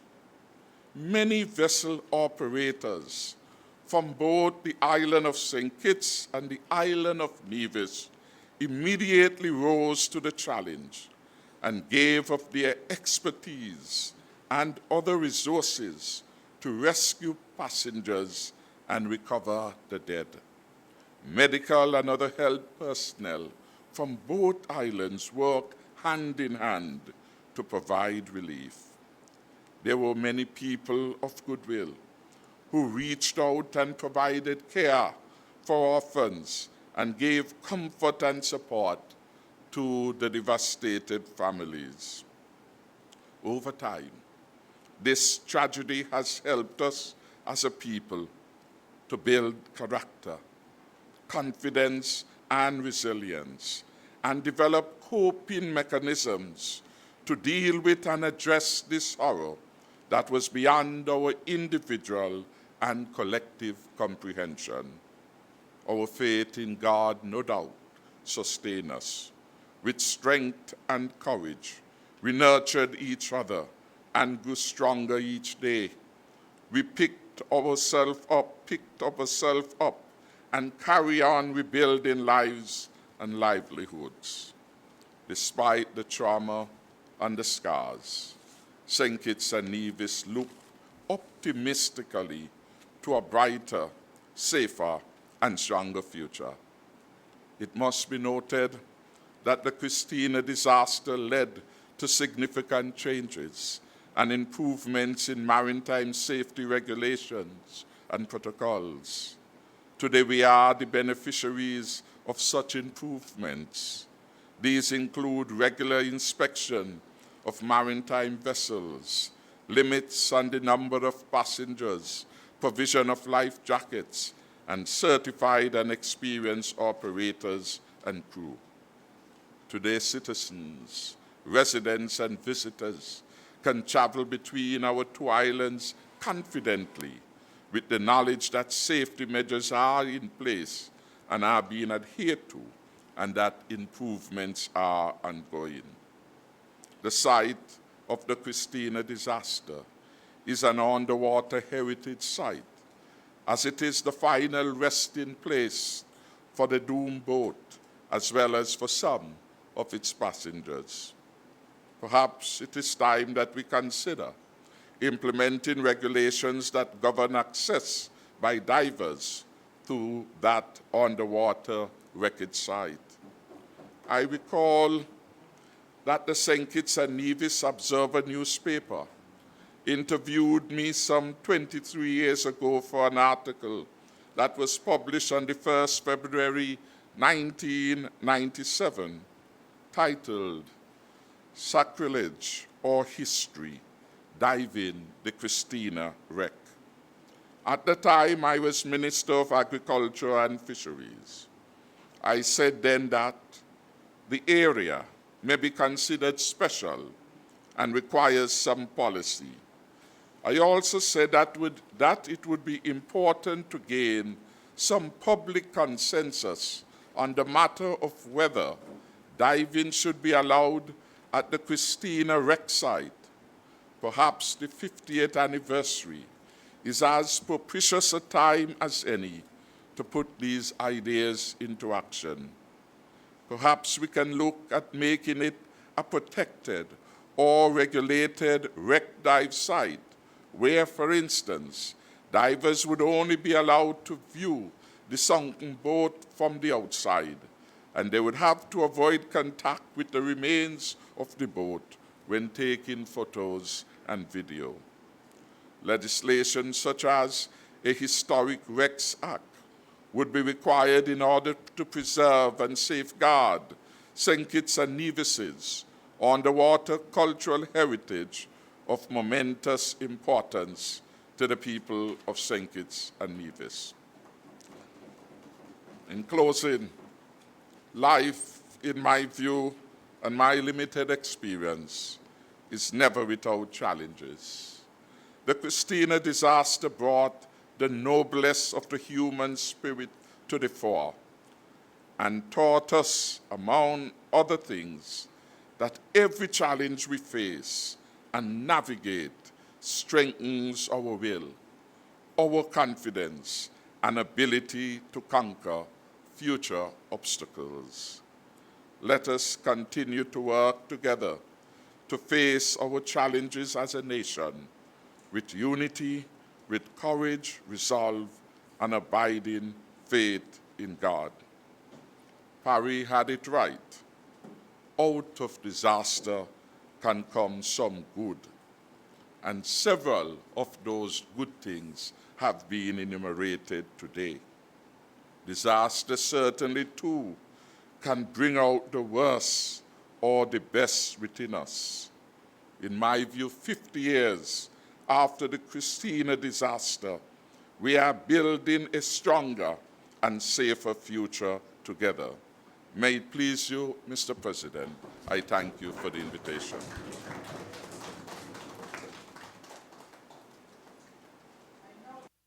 Final dignitary, the Honorable Mark A.G. Brantley, Premier of Nevis from 18th of December 2017 to present.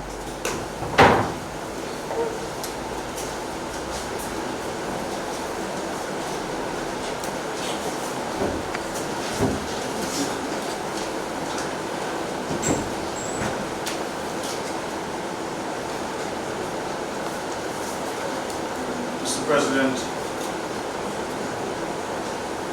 please permit me to adopt the protocol that has been so ably established by the speakers before me. But allow me at the same time to recognize our Prime Minister, Honorable Dr. Timothy Sylvester Harris, and to recognize our Deputy Governor General, Her Honor Arlita Liebert and Mr. Liebert, Speaker of our National Assembly, Honorable A. Michael Perkins, and those, Mr. President, who would have come before me in the persons of Dr. the Right Excellent and Right Honorable Sir Kennedy Simmons, our first Prime Minister and only living national hero, the Right Honorable, Dr. Denzil Llewellyn Douglas, former Prime Minister, now Leader of the Opposition, the Honorable Vance Winkworth Amry, former Premier and Senior Minister at the federal level, and my friend, the Honorable Joseph Parry, former Premier of the island of Nevis. Mr. President, We're gathered here today at this special sitting to commemorate the 50th anniversary of the MV Christena disaster, to share the grief felt by all, and in so doing, we hope to impart strength and courage to the bereaved, in the hope that with time, the prayers of the multitude will bring them comfort. While this special sitting might remind us of the pain felt 50 years ago, we see it as necessary to show our respect to those who perished. It is also our way of showing the surviving family and friends that we have not forgotten their departed loved ones, nor have we forgotten the enormity of the tragedy on that fateful day.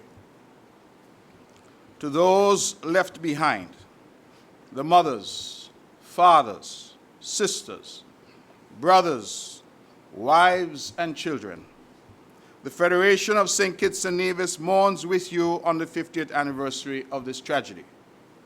We stand with you as one united family to share the burden of your grief. Mr. President, I'm fully aware that there is no script in dealing with grief. There is no rule in managing sorrow. There is no manual for mourning. However, I trust that this special sitting will contribute in consoling all who have lost someone in the disaster, and that today, tomorrow, the day after, and in the years to come, they will find the fortitude to go on and to keep moving forward. Mr. President, each person who perished on that day had a name. Each person had a face and a story. There were those who were returning home from visiting friends and family. There were the fun lovers who were planning to enjoy the horse racing over the holiday weekend on Nevis. There were the hucksters and farmers who were returning to Nevis after a long day of selling their produce in St. Kitts. There were teachers, nurses, civil servants, persons from all regions of the career spectrum who had their contributions to nation building cut short. Let us therefore honor and remember these ones, and let their memories become an inspiration and a blessing for all. The psychological effects of the disaster have never been truly assessed. The loss of breadwinners in the family undoubtedly had a devastating impact on those left behind, especially the children. Older siblings, extended family members, and grandparents had to assume the role of parents. What we now know as post-traumatic stress disorder was common in the aftermath of the disaster.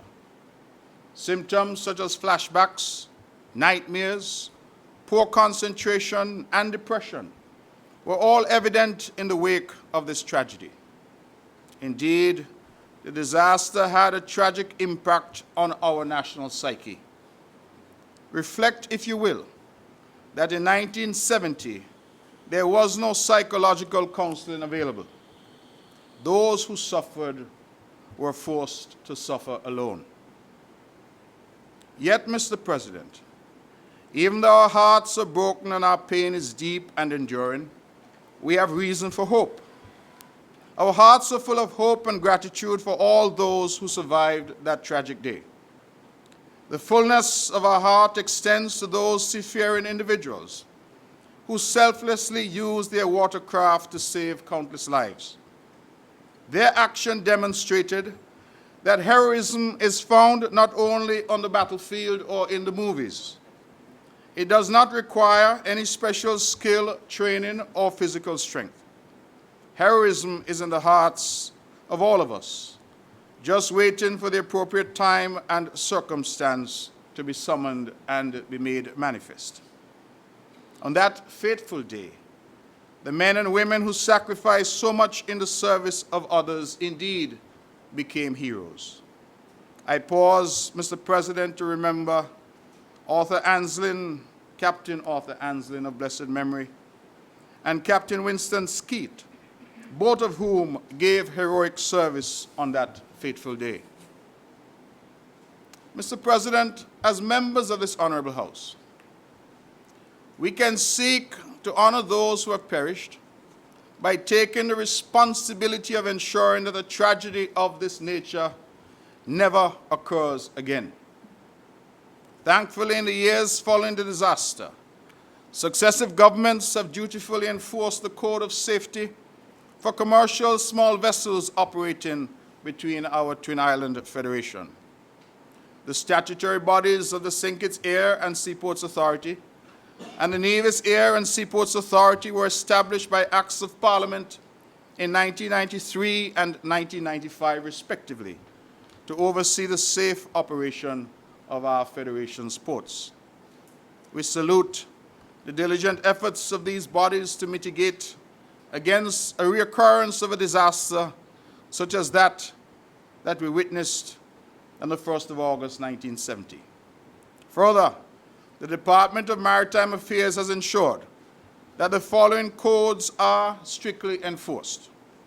Mr. President, today, the owners of ferries must have an accurate record and count of passengers and crew traveling on their vessel. Today, life jackets on any vessel must be enough to supply the passenger capacity of that vessel. Today, the number of passengers that the ferry can accommodate must be clearly marked on the vessel and not exceeded. Today, when vessels are leaving a port, they are required to inform each port of the number of passengers aboard the ferry and their destination. Today, Mr. President, each vessel must be operated by a competent and certified operator. With a determination to always take into consideration the valuable lessons learned from the Christena disaster, we will continue as a government to support the Maritime Department in enforcing these codes. As these regulations are enforced, let us continue in our prayers to God for His guidance, help, and safety as we traverse our waters on a daily basis. Mr. President, in the years following the Christena disaster, we have suffered numerous man-made and natural disasters, which could be described as national crises. Each time, we have always dug deep and overcome them with resilience and with hope. Hope for a brighter today, hope for a greater tomorrow. While we must not forget those who perished, we must also restore and rebuild the living.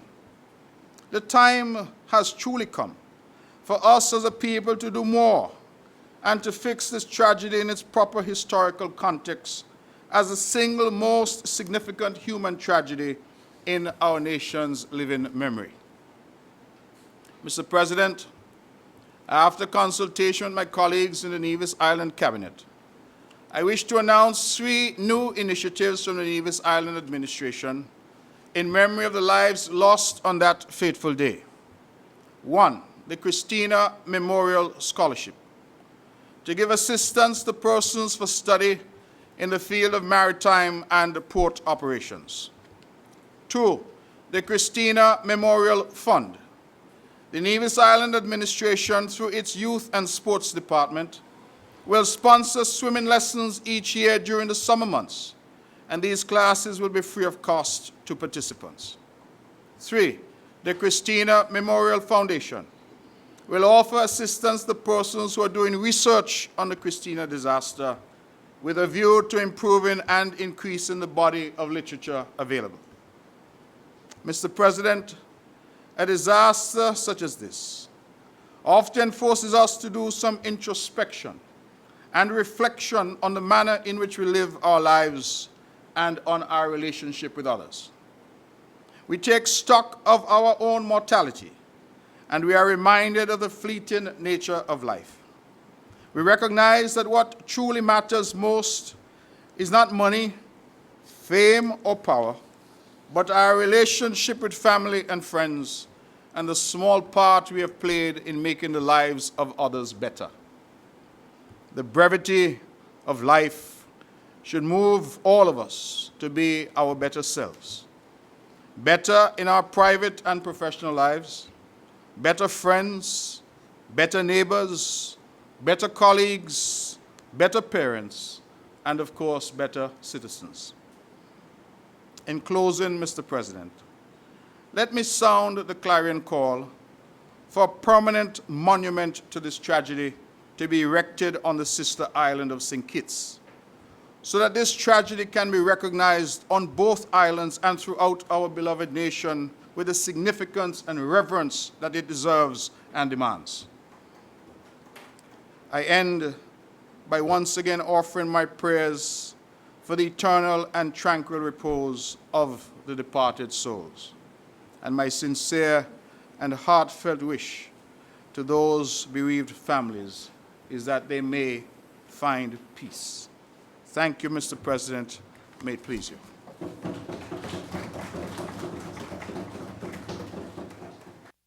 Adjournment.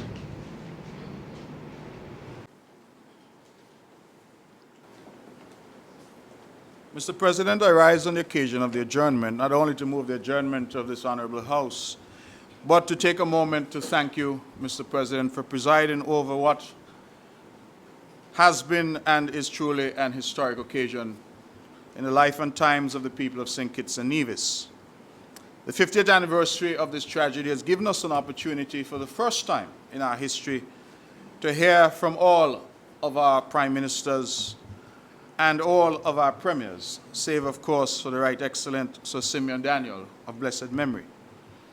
I would want us not to downplay the significance of today. I think that today, this tragedy and the commemoration of this tragedy has brought us together in a very significant way.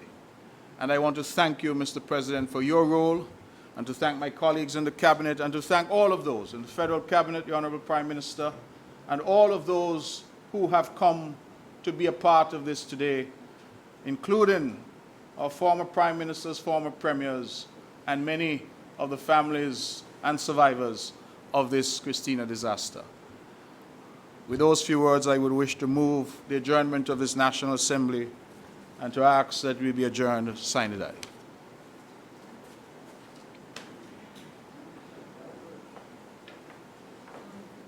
Mr. President, I rise to second the motion.